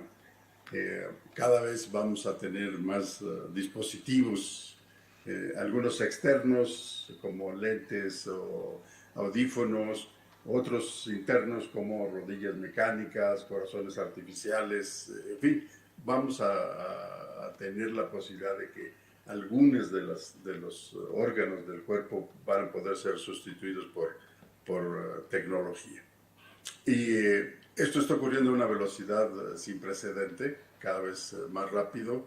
Les decía, tiene impacto en todos los sectores de la sociedad, en todos los países, y está transformando radicalmente la forma en que vivimos y en la forma en que trabajamos, y sobre todo en la parte de los sectores productivos está afectando a la gestión, la gobernanza y la producción. Pero me gustaría recalcar el mensaje de Wallis, un economista, en donde la economía también tiene que cambiar de tal manera que toda esta revolución realmente logre el bienestar para todos y que podamos erradicar muchas de las desigualdades que tenemos actualmente. Ahora, hay otro evento que ha acelerado este proceso. Hace unos días platicaba con un colega español y él decía que hicieron un estudio que en España, efecto de la pandemia, ha acelerado las cosas, que se siente en España un cambio de alrededor de entre 6 y 8 años que hubieran pasado de otra manera. Yo diría que en América Latina el cambio que estamos teniendo es pues, no de un dígito, sino de 2 dígitos. Realmente el cambio que está teniendo la educación en América Latina como consecuencia de la COVID-19 es muy importante, ¿sí? Porque está afectando todos los sistemas de gobierno, de gestión, de producción, pero también está afectando el desarrollo social y económico. Estamos teniendo una situación económica bastante grave y muchas de las pequeñas y medianas empresas han tenido que cerrar. Y aparte con esto del aislamiento familiar en casa, hemos tenido que cambiar en muchas de las actividades de trabajo, el teletrabajo y el telestudio están siendo como la regla de aquí, cuando menos de aquí a fin de año, y el cuidado y protección de la población, en especial los grupos vulnerables, ¿sí? Entonces, esto nos da un contexto en donde lo que queremos es controlar las cosas, ¿sí? Por medios de comunicación y en un proceso de aprendizaje acelerado. Y esto tiene tres componentes que definen un poco los cambios de la sociedad hacia la que vamos. En 1948, UNIR publicó su libro de la cibernética, y es el estudio del control y las comunicaciones en animales y máquinas. Realmente la parte de la sociedad, como se está configurando, es que los miembros vamos a seguir siendo la mayoría de los humanos, pero también van a estar las máquinas. Incluso en las máquinas las discusiones actuales ya no son en términos de qué tecnología vamos a usar, sino en términos de la ética en la robótica, los derechos de los robots al estilo de los derechos humanos, o cómo van a ser los derechos de las máquinas. Pero también tenemos la parte de los humanos robotizados, les decía, con dispositivos externos o con dispositivos internos. Y en esta sociedad, el proceso de comunicación entre todos los miembros cada vez está más mediada por el aprendizaje. Por ejemplo, yo ahorita estoy comunicándome con ustedes y hace rato estaba aprendiendo de los ponentes anteriores. Ayer estuve también despierto desde las 2 de la mañana para poder ver la inauguración y las primeras conferencias, en donde aprendí de Rafael un montón de datos que yo no tenía presentes. De Miguel Arrufat también escuché algunos como predicciones de cómo el futuro va a estar cambiando. En fin, el proceso de comunicación entre los miembros de una sociedad va a estar mediado por el aprendizaje. Y en esa sociedad cibernética del aprendizaje, también se están construyendo los sistemas educativos, ¿sí? Y en los sistemas educativos, una de las características que están teniendo es que tienen que garantizar ahora ya el aprendizaje a lo largo de la vida. Ya estudiar una carrera universitaria no es suficiente. En realidad vamos a ver algunos requerimientos y se necesita ir aprendiendo a lo largo de toda la vida. Voy a ahondar en eso un poco más adelante, ¿sí? Entonces, la educación no tiene que estar diseñada para un tiempo y un lugar específico en la vida de las personas, sino desde que uno empieza a asistir a la escuela en preescolar hasta prácticamente el día en que uno muere. Otra característica del contexto social en América Latina y el Caribe es la desigualdad o las enormes desigualdades que existen y la injusticia social, ¿sí? Esta figura que está aquí en el centro es una figura que unos investigadores de la UNAM publicaron en la Gaceta, en donde del lado izquierdo de la balanza están 10 familias mexicanas y del otro lado están 60 millones de personas. La riqueza que tienen 10 familias equivale a la riqueza que tienen la mitad de la población. Entonces es una sociedad muy, muy desigual. Hay grupos vulnerados desde hace mucho tiempo, las personas que viven en zonas de alta marginación, los mexicanos que por diversas razones tienen que emigrar del país, las personas que viven en zonas alejadas, en zonas rurales, grupos especiales que requieren atención especial, por ejemplo, los atletas de alto rendimiento, las personas que pertenecen a las comunidades de los pueblos originarios, que en realidad sigue siendo un 20% de nuestra población, ¿sí? Y que uno esperaría que cuando menos el 20% de esa población estuviera en educación superior. Bueno, pues creo que no llegamos ni al 4% de miembros de estas comunidades que tengan acceso a educación superior. Personas con alguna discapacidad, nuestras instituciones, la mayoría no está preparada para recibir a personas con discapacidades. Y por supuesto, dado que la educación debe ser un derecho humano, también están las personas que tienen privilegios. Y esa es la composición social que, según datos del Senado de la República, está dividida en 6 clases sociales. ¿sí? La alta que está en la parte baja es el 1% de la población.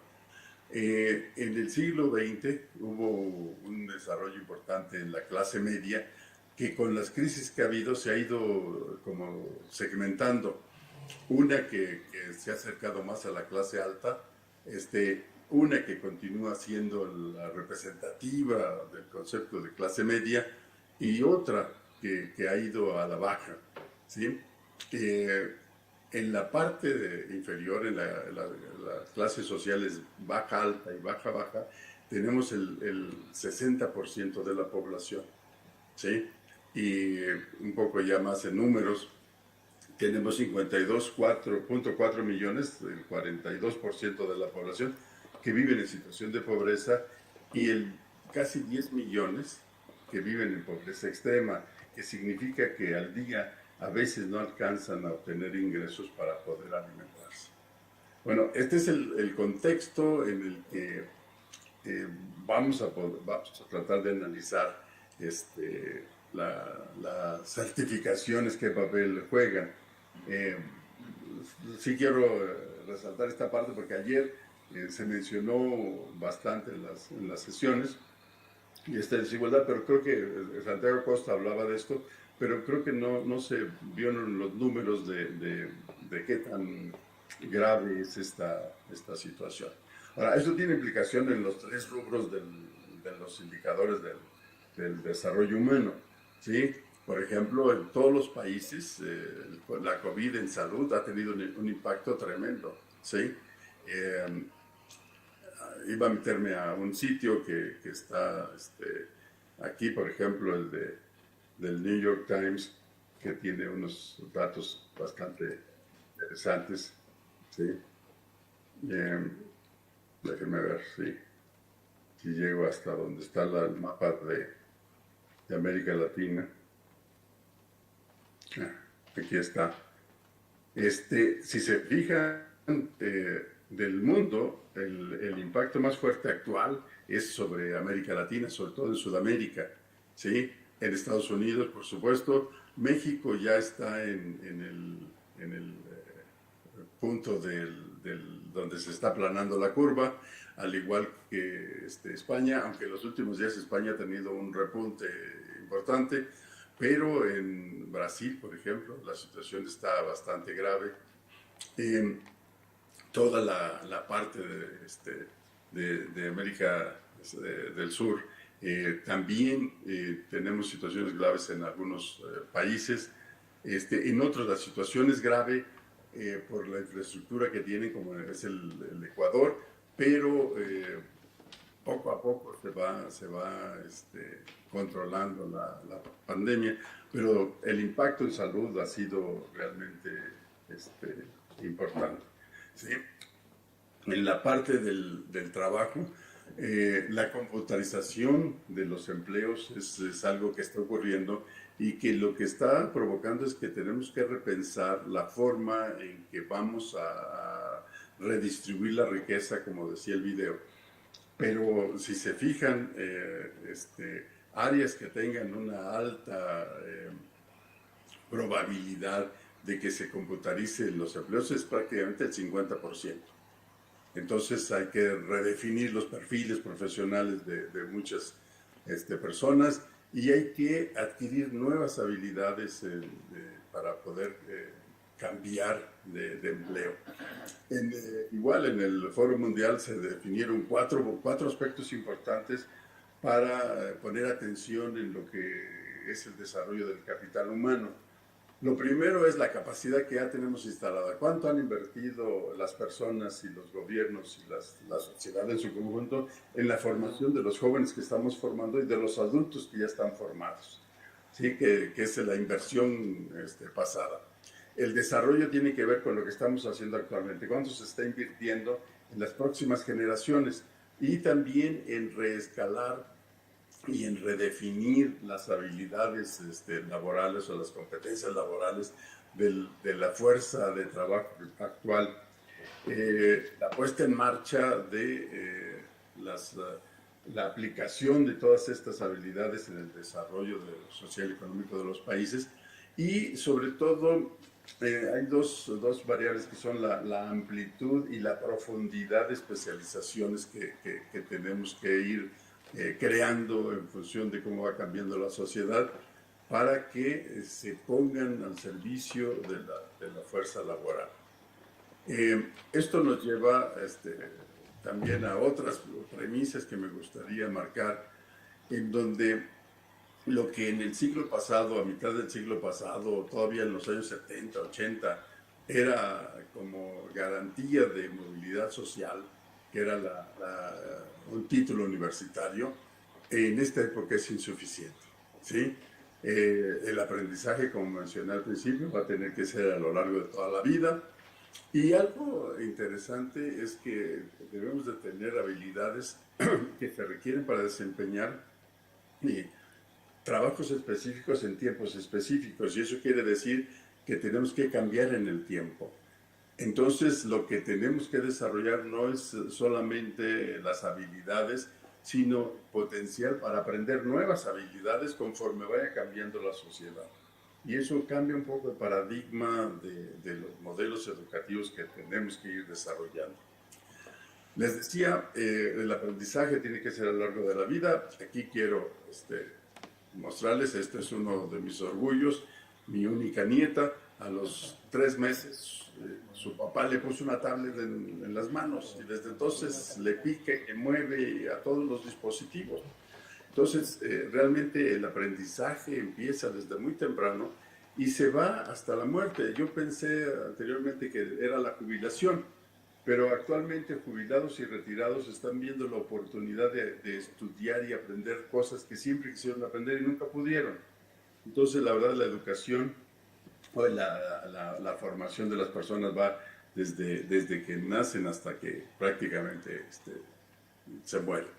Y eso significa que en todo momento vamos a tener varias generaciones juntas y que tenemos que diseñar programas que atiendan las características de cada una de las generaciones.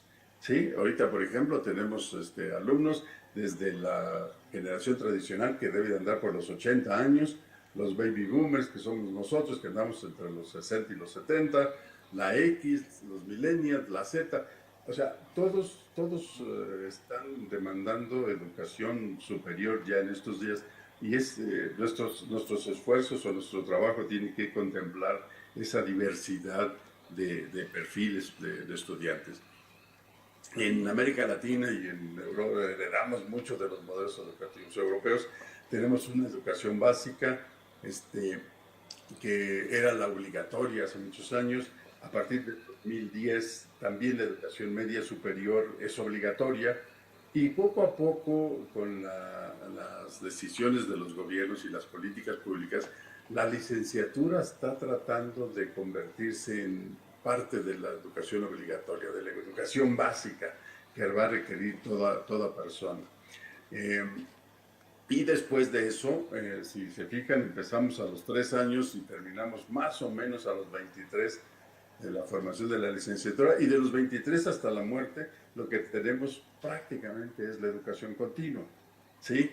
Y también tenemos esto del aprendizaje a lo largo de la vida que contempla personas que no llegaron a la parte universitaria, y ahí es donde aparecen las certificaciones, ¿sí? Hay certificaciones para personas con nivel de bachillerato o de preparatoria, y hay certificaciones para personas que tienen un título universitario. Entonces, así, con todo este contexto de introducción, voy a entrar a lo de las certificaciones. La certificación, traté de ver un poco la definición, qué significaba. Y hay 3 características que quiero resaltar. Lo primero es que tiene que haber un documento para certificar que algún hecho es verdadero, ¿sí? Y también la otra característica es que la certificación es un proceso. No es una fotografía, es un proceso que tiene 3 componentes. Tiene una norma, que es la que sirve de referencia, el marco de referencia para llevar a cabo la certificación. Tiene un organismo certificador y tiene un organismo que puede ser el formador de las personas para prepararlas para poder obtener la certificación con éxito. Y la certificación, en realidad, yo le veo 4 componentes. Hay una gran variedad, hay una variedad en disciplinas, a quién certificamos, si es una organización, si es una persona, o si es un producto, un programa. La velocidad, el volumen de certificaciones está creciendo y está creciendo cada vez más a una velocidad que se va acelerando conforme pasa el tiempo, y ahora con esto de la COVID creo que va a tener otro momento para que la aceleración sea todavía más fuerte. Y por último, el valor. No todas las certificaciones tienen el mismo valor, ¿sí? Y vamos a ver de qué manera se le asigna valor a las certificaciones. Les decía, se pueden certificar organizaciones, personas, productos o programas, en nuestro caso. Puede ser en el ámbito nacional, puede ser en el ámbito regional o puede ser en el ámbito internacional. Y las certificaciones también, en muchos casos, la dan los que reciben el servicio o el producto, y también lo hacen terceras partes, ¿sí? Entonces voy a tratar de ver algunos de estos aspectos. Por ejemplo, certificaciones de la gente que recibe los servicios. Nuestros estudiantes, por ejemplo, en la UNIR tenemos varias formas de recibir retroalimentación de los estudiantes. Una de ellas a mí me parece muy importante porque es muy simple, pero da una medida global de todo lo que se hace, que es el índice de promotores netos, ¿sí? Y que mide la satisfacción de los alumnos que llevan algún programa formativo. Y se lleva a cabo con una sola pregunta: si recomendarían la formación que recibieron de la UNIR a amigos, familiares y conocidos, ¿sí? Los resultados se analizan de la siguiente manera. Los que califican, la calificación está entre el 0 y el 10. Los del 0 al 6 son las personas que están no satisfechas y que pudieran ser detractores de los programas. Del 7 y 8 son las personas que pues no están en contra ni están a favor, y los de 9 y 10 son los que realmente están satisfechos con lo que aprendieron, la formación que recibieron. El índice es la diferencia entre los que están satisfechos, altamente satisfechos, y los que están insatisfechos. Bueno, este es un ejemplo de quienes aplican este indicador. Por ejemplo, Harvard tiene un IPN del 41%, mismo que tiene la UNIR en su conjunto, y la UNIR México en particular tiene un IPN del 59%. Bueno, esto sirve de base para mantener y rediseñar los programas de mejora continua, de programas permanentes para buscar siempre optimizar este índice. Y eso nos ha permitido diseñar programas de cambios. Ahora, certificaciones por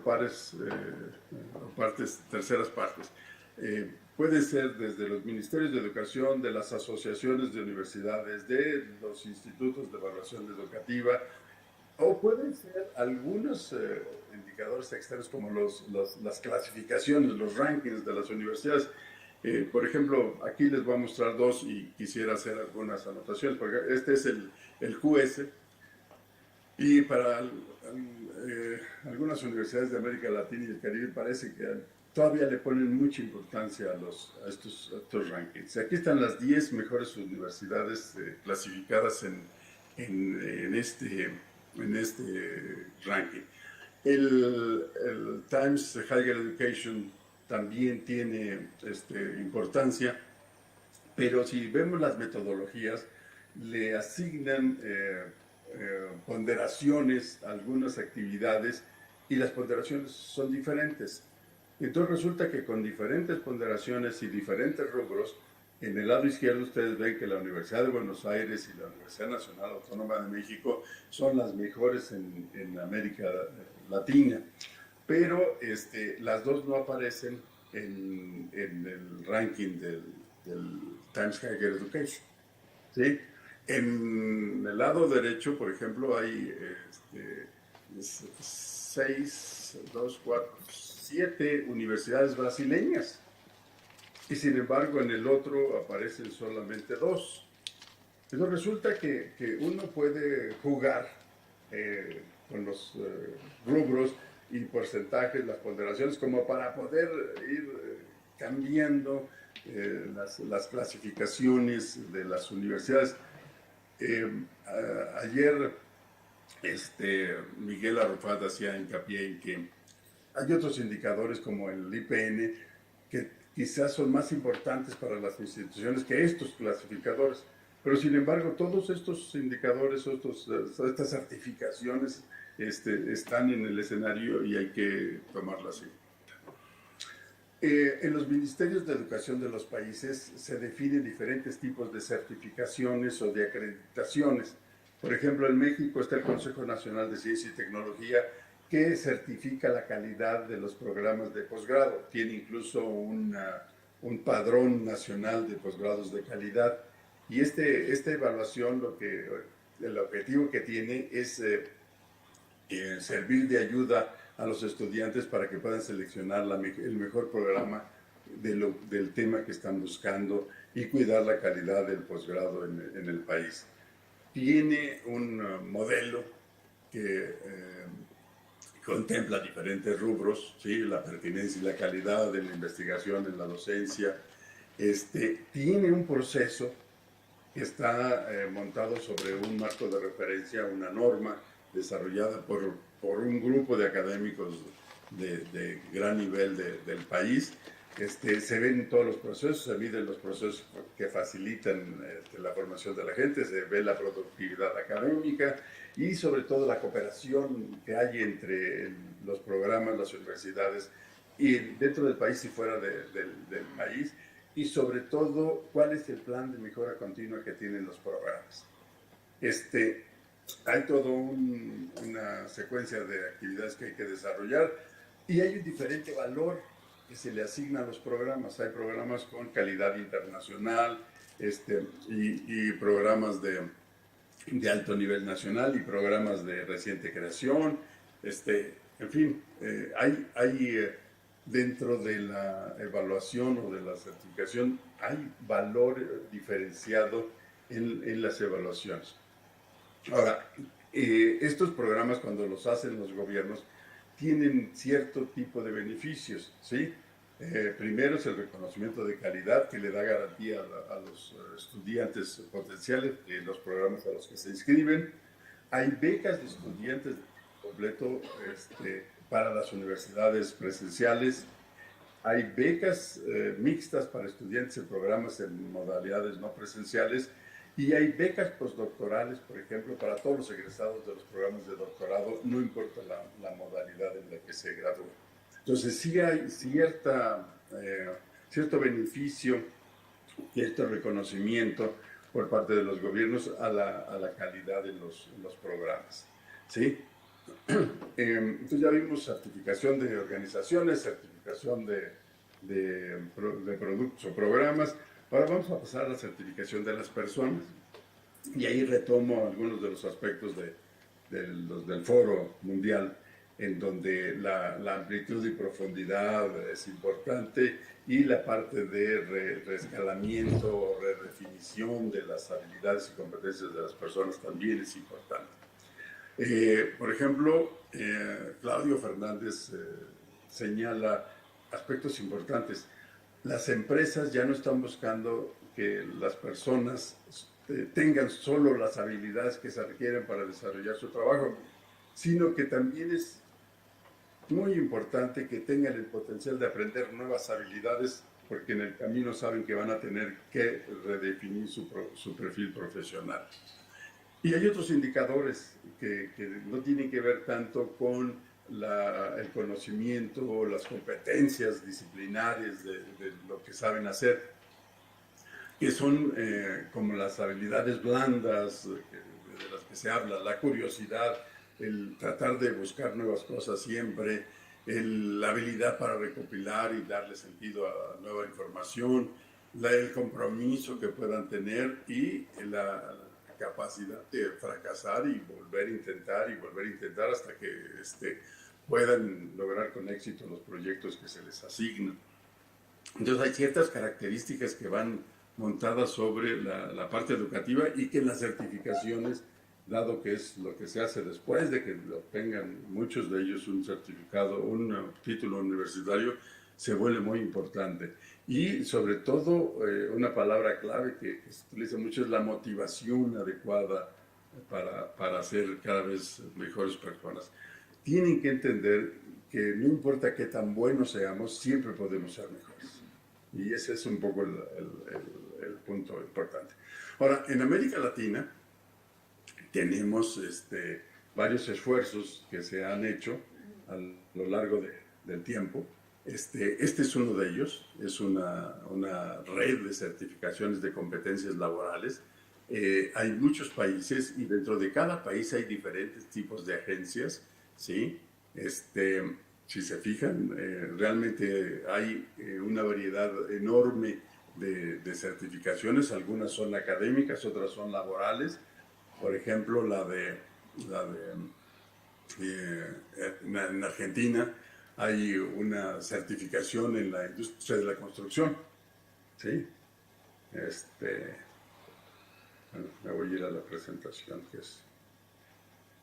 hay una certificación de la industria de la construcción y de nuevo tiene los tres componentes que hablamos. Tiene una agencia, un organismo certificador, tiene las personas que se quieren certificar, este organismo tiene un marco de referencia y tiene un proceso, ¿sí? Reciben las personas, las asesoran y las preparan, y ya que están preparadas las inscriben en el proceso final de la certificación, presentan la certificación, se analizan los resultados y si los resultados son favorables se emite el certificado para la persona, ¿sí? Entonces y tiene un reconocimiento dentro del sector de la construcción en Argentina que es importante.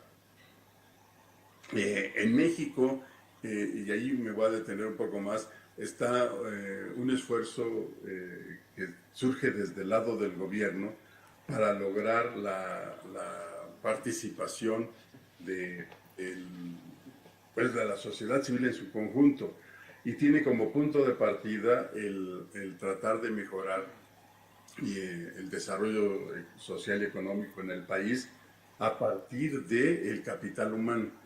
¿Sí? Y toman en cuenta la posición del país en diferentes indicadores mundiales y a partir de eso se define un proyecto en donde el secretario, el ministro de Educación Pública del país preside un consejo de gobierno de este Consejo Nacional y dentro del grupo que gobierna, que lleva a cabo la gobernanza de este consejo, están todos los sectores. Está el sector gobierno, con representantes de todos los ministerios, de economía, del trabajo, de agricultura, de turismo, etc. Están los sectores empresariales, que son las cámaras y los consorcios y empresarios de muy alto nivel, pero también está el sector laboral. Todos los sindicatos también tienen puestos de consejeros y están coordinados por el director general de esta área, que es una entidad paraestatal del gobierno federal. En la otra parte, la parte de la ejecución, es donde entra la academia también, ¿sí? En el consejo está el gobierno y la sociedad civil. En la parte de la ejecución, de la construcción del Sistema Nacional de Competencias de Personas, y les digo, el objetivo central es lograr un mayor nivel de competitividad y de productividad que mejore la situación social y económica del país, a partir de contar con una buena base de capital humano mexicano. El sistema tiene tres elementos básicos. El primero son los comités sectoriales. Estos comités sectoriales, déjenme ver, porque perdí el cursor. Estos comités en realidad tienen la tarea de integrar a los grupos que van a definir las normas. Estos grupos van a definir las normas pero estas normas van a servir para tener el registro de varias cosas. Por ejemplo, el Registro Nacional de Estándares de Competencias. Ayer oía que Singapur tiene un espacio en donde uno puede entrar y ver qué es lo que está pasando con la parte de certificaciones. Aquí Conocer tiene el Registro Nacional de Estándares de Competencia. Todos los estándares que se van diseñando, uno puede ingresar a la página y consultarlos, ¿sí? También tiene el Registro Nacional de Personas que ya se certificaron, ¿sí? Con competencias. Entonces uno puede entrar a esta parte y con el número de la CUR, que es como un identificador único para cada persona en México, uno puede entrar y revisar cuántas certificaciones ha ido acumulando. Y entonces de ahí puede uno mostrarle a los empleadores qué es lo que ha avanzado en el camino. Déjenme ver, porque cada vez que salgo se pierde el cursor. Y por último, el registro nacional de cursos de capacitación. Lo que les decía, hay 3 componentes. Hay una parte que son organismos que forman a la gente, y aquí están todos los cursos que sirven para prepararse para presentar las certificaciones de Conocer. Entonces tenemos los 3 componentes, los organismos certificadores, los formadores y las personas que están ahí, y las normas que se definen para la certificación, ¿sí? Y en esta parte de la estructura nacional de la evaluación es donde están los formadores, las instituciones educativas, las empresas. Hay muchos jugadores, ya no son solamente las universidades las que llevan a cabo este proceso. Bueno, ¿qué avances ha habido en México? Bueno, pues hay un número importante ya de comités sectoriales, ¿sí? En cada sector hay un número importante de comités que se han ido formando, que son los que definen las normas, ¿sí? Y ya se tienen centros de certificación en todo el país, casi 8,000 centros y 439 instituciones certificadoras. Hay casi 1,340 normas ya aprobadas por el Consejo Nacional de Normalización y Certificación de Competencias Laborales, y esta curva es el número de personas que se han certificado. Ya hay más de casi 2,5 millones de personas certificadas con este proceso, a quienes se les ha entregado un certificado con validez oficial que lo emite el Conocer como parte del Ministerio de Educación Pública. Entonces, lo único que no pude averiguar, que era de lo que escuché de lo de Singapur, era si ya están utilizando blockchain, por ejemplo, para garantizar que los certificados sean válidos y no haya posibilidad de que alguien genere su propio certificado sin haber pasado por todo el proceso que se debe de pasar para ello. Bueno, con esto me parece que queda claro. Yo les repito, en todos los países hay diferentes tipos de agencias que hacen estas certificaciones. Quise darles el detalle, el ejemplo de México, porque me parece que representa algo que está ocurriendo en muchos de los países de la región, no en todos desafortunadamente, pero creo que el camino hacia el futuro es que esto debe de crecer de manera importante. Cuando hablamos de amplitud y profundidad, por ejemplo, la amplitud pueden ser las disciplinas. En las ciencias de la administración, por ejemplo, hay un certificado que para el sector financiero es muy importante, el financiero analista certificado, el CFA, que tiene 3 niveles en profundidad, nivel 1, nivel 2, nivel 3, y cada nivel es más complicado de obtener, ¿sí? Entonces, el valor que se le da a este certificado del sector financiero es muy alto. Yo tengo un hijo que ha logrado estas certificaciones y pasó de un economista que estaba trabajando en la banca mexicana y que ahora trabaja en la banca alemana en Nueva York.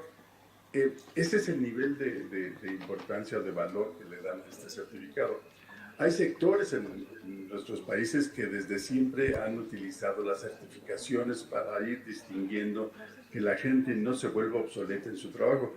el Colegio de Contadores o la Asociación de Contadores lleva a cabo procesos de certificaciones periódicos. De hecho, ellos propusieron hace algunos años que la certificación que hace el Ministerio de Educación de lo que hacen las universidades al otorgar una cédula profesional a los egresados, no fuera un proceso de que la cédula fuera válida para toda la vida, sino que la cédula profesional tuviera validez por un cierto periodo de tiempo, en el cual cada persona tendría que recertificarse para poder seguir ejerciendo su profesión.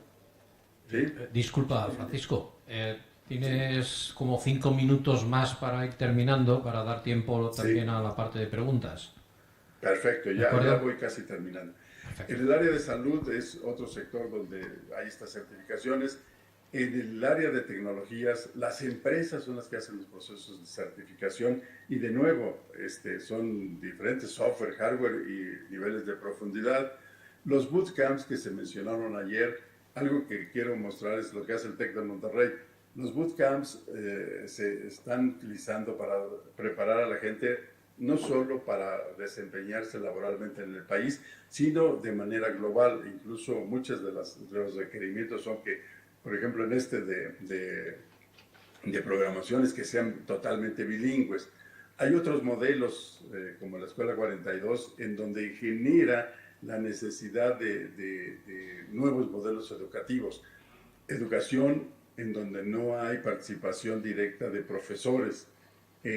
Todo es a base de retos que van aumentando el nivel de complejidad y el aprendizaje entre pares y la formación dual que converge el estudio con el trabajo, y eso implica que los profesores se vuelvan diseñadores de contextos de aprendizaje para estudiantes con ciertas características y utilizando ciertas tecnologías para el ámbito local, nacional, regional e internacional.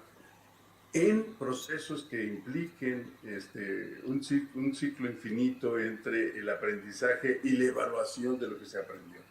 ¿Sí? Modelos educativos centrados en el aprendizaje, pero basados en dos aspectos, en la parte de la tecnología y el ethos, tomando como ethos como el conjunto de contextos y de acuerdos que podamos desarrollar en una comunidad y procesos de principios de funcionamiento, por ejemplo, autoorganización, autorreferencia, autogestión, dialógico, y procesos que nos permitan ir definiendo cada persona qué puede hacer con los tiempos que tiene comprometidos durante el día y los tiempos que le quedan para estudiar.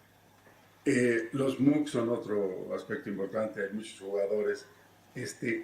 La parte importante es que generan plataformas que construyen ecosistemas en donde el impacto del volumen de personas que se benefician es enorme.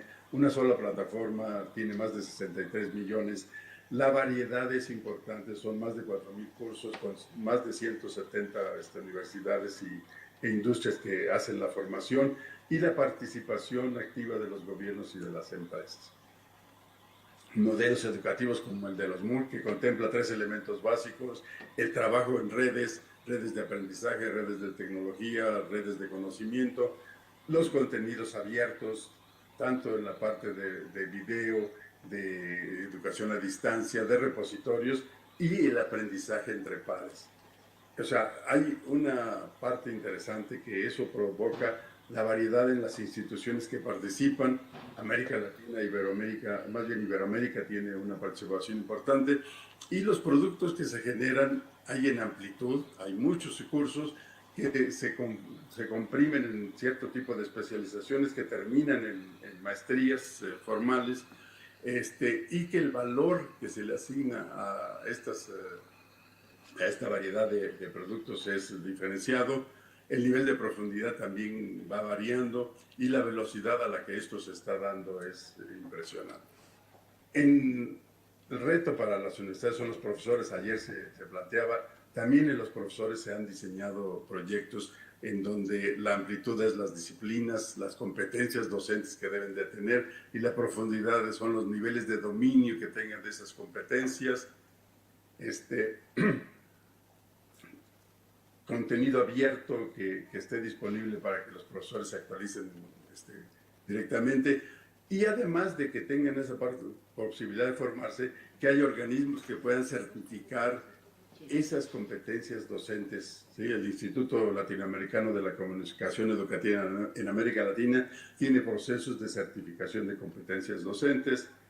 Y por último, ya nada más quiero ponerles estas reflexiones rápidas de que las instituciones que ofrecen certificaciones sí se están transformando, algunas más rápido que los cambios de la sociedad, por lo que me parece que van a sobrevivir. El volumen de esta oferta va a crecer a una buena velocidad y en variedad, en la amplitud y en la profundidad de los programas, y el valor de las certificaciones se lo van a dar no las instituciones educativas, sino el reconocimiento que le den los gobiernos, las empresas y la sociedad civil, además de la evaluación que hagan las personas que reciben esas formaciones. Algo que sí quiero señalar es que las certificaciones van a transformar, pero no van a sustituir a la educación superior. ¿Sí?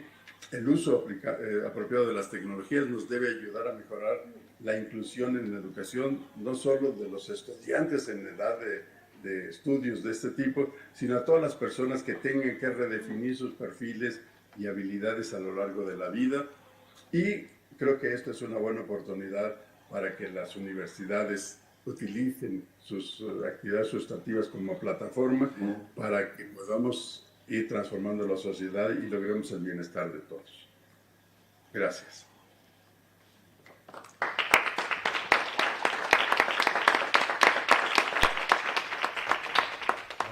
Muchísimas gracias, Francisco, por esta interesantísima presentación. Y ahora, bueno, pues pasamos a turno de preguntas.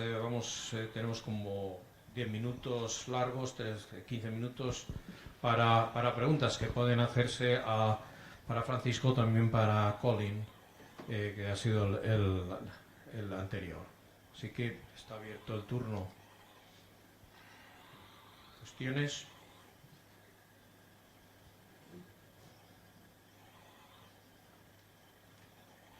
¿Nadie pregunta nada? Ah, sí.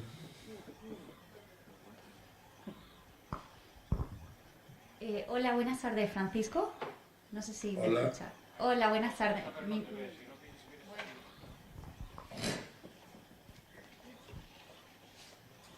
Hola, buenas tardes, Francisco. Mi nombre es Hola, Victoria ¿cómo está? Galán y quería preguntarle, ha estado comentando el caso de conocer en México, que por un trabajo que tuve en México hace un par de años conozco bastante bien.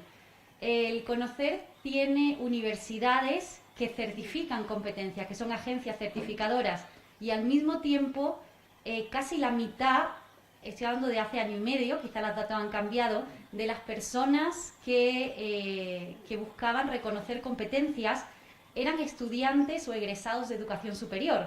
Es decir, que aunque hablamos de competencias, tiene una relación tanto a nivel de certificación como a nivel de estudiantes con la educación superior. Entonces, yo me preguntaba en ese momento si ahora cada vez más se buscan y se contratan egresados, considerando más las habilidades que a lo mejor la importancia de las carreras en sí que han estudiado.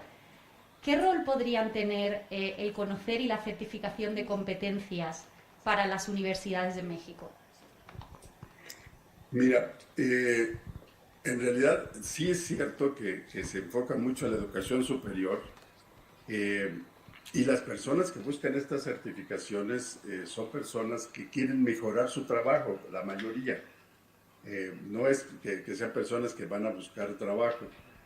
Hay incluso otro tipo de certificaciones que no tiene Conocer, que lo tiene el Ceneval, que es el Centro de Evaluación Nacional, en donde personas que hayan terminado el bachillerato y que hayan tenido muchos años de experiencia en alguna profesión, en contabilidad o en leyes, pueden pasar evaluaciones certificadoras, y si las aprueban les da la Secretaría de Educación Pública, les da un título universitario. Sí se enfoca más a la profesionalización de las personas y a la redefinición de perfiles. En ese sentido, Conocer no compite con las universidades, al contrario, trabaja de manera coordinada para ir mejorando los perfiles de las personas, de los profesionistas que ya están en activo. El otro proyecto, el del Ceneval, sí tiene el objetivo de que personas con estudios truncos logren obtener un título después de varios años de experiencia en la parte laboral. Entonces, les repetía que en el conocer participan las empresas, los gobiernos y las universidades. Por eso no creo que compita esa formación con el trabajo de las universidades. Creo que al contrario, las universidades tienen una participación muy activa en definir qué es y cómo se debe hacer este proceso de certificación.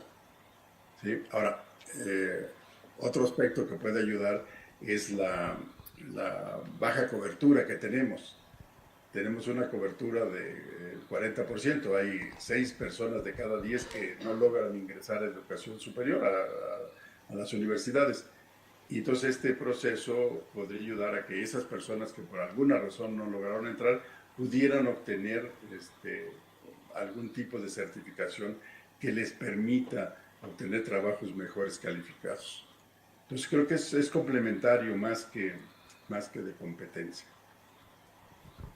Muy bien, muchas gracias. ¿Alguna otra pregunta? I have a question for Colin. You mentioned in your presentation this kind of micro accreditation activity was quite new thing, thinking about the ESGs, thinking about ENQA, ECAR, everything in Europe. And do you think that the accredited agencies like ANECA or madri+d or any other can play or should play a role, important role in this field of microaccreditation?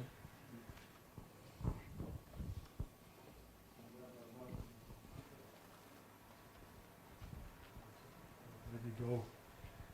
Stand here that also the colleague can see me. Oops. Yeah, I think the agencies should because the agencies have a lot of experience in accrediting all kind of provisions. So I think it would be just logical that agencies such as madri+d and ANECA and other colleagues basically also innovate and explore this field and develop their kind of accreditation and certification systems for this kind of provision. Because I think from the European level we have the framework and we can really underline that the framework is open, but we are not the ones who would develop the certification mechanism. It needs to be driven also by the agencies and by the institutions. But I think also one interesting question is, and Veronica asked this question before, you didn't ask it here, is it fast enough, basically, program certification? I think that you will maybe get to the same question with alternative and new types of provision as with traditional education. Is the program or credential-focused approach the right one, or should there also be an institutional option?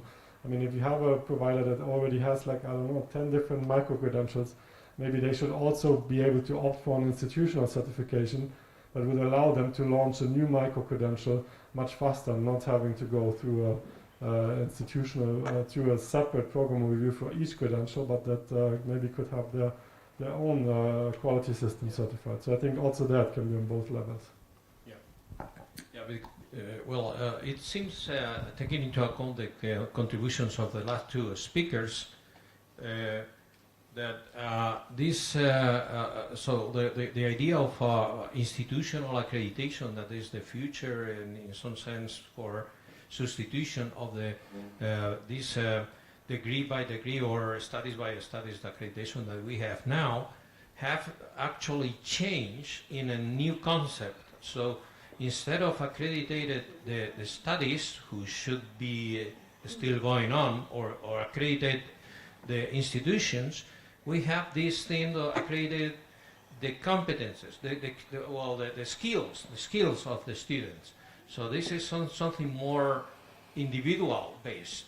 So, creo que pues, de la presentación que hemos tenido también por parte del profesor Francisco Cervantes en México, que además a mí me ha impresionado el trabajo grande y muy avanzado que tienen en México en el tema de acreditación de competencias. Francisco, no sé si conoces más o menos el sistema español, pero desde luego nosotros estamos bastante retrasados en ese desarrollo. O sea, eso es un desarrollo que se intentó comenzar en un determinado momento, pero que hoy en día creo que está parado. O sea, no tenemos un registro general de competencias con esa profundidad con el que hemos visto la presentación de México. No sé si, Francisco, si conoces comparativamente el sistema español y puedes comentar algo en este sentido.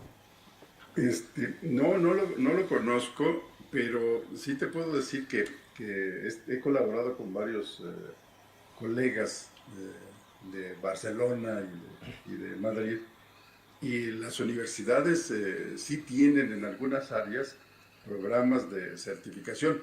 A mí me parece que lo que le faltaría a España es este esfuerzo que hizo el Ministerio de Educación de México de formar un Consejo Nacional que hiciera la integración de todas las piezas. A mí me parece que España tiene todas las piezas y que lo que le falta es esta integración de todas ellas en un proyecto conjunto. En México creo que la parte que a mí me llamó la atención desde que lo crearon es que incluyeran a los sindicatos. Sí, casi siempre bueno, eso seguro. se empieza en las empresas, pero nunca se contempla una participación activa de los sindicatos. Sí. Y en ese caso creo que eso en México ha sido un acierto, Sí, porque hay una mesa en donde los empresarios y los sindicatos platican sin pleito. ¿Okay? No son mesas de trabajo de buscar la renovación de los contratos, sino trabajan en conjunto para buscar cómo mejorar el capital humano. Y creo que a España lo único que le faltaría es una política pública que defina un organismo que haga la integración de todas las piezas que creo que ya tienen, pues yo creo que bien desarrolladas. Sí. Bueno, pues esta tarde, como tendremos al Secretario General de Universidades, se lo trasladaremos, a ver si, como no tiene nada que hacer, pues entre sus múltiples actividades incluya esta adicional. Bueno, cerramos aquí entonces la sesión de esta mañana, agradeciendo de nuevo a todos los ponentes, especialmente Francisco, que estás ahí, no sé, por la noche, por la mañana, ya la verdad es que no sabemos. El anterior, Colin, Haskell, estaba iniciando a las 12:30 de la noche su presentación, y yo me imagino que tú también estás ahí en deshoras, en fin, con esto de la distancia, pero bueno, te agradecemos entonces especialmente, y especialmente también a Colin haber tenido la deferencia de viajar físicamente aquí, en fin, con todo las restricciones que tenemos. Espero que no haya un confinamiento y te tengas que quedar aquí en España. Ok, bueno, muchas gracias a todos y nos vemos entonces esta tarde en la sesión que tiene la tarde, y luego ya tenemos la clausura. La sesión de la tarde empieza a las 3:30.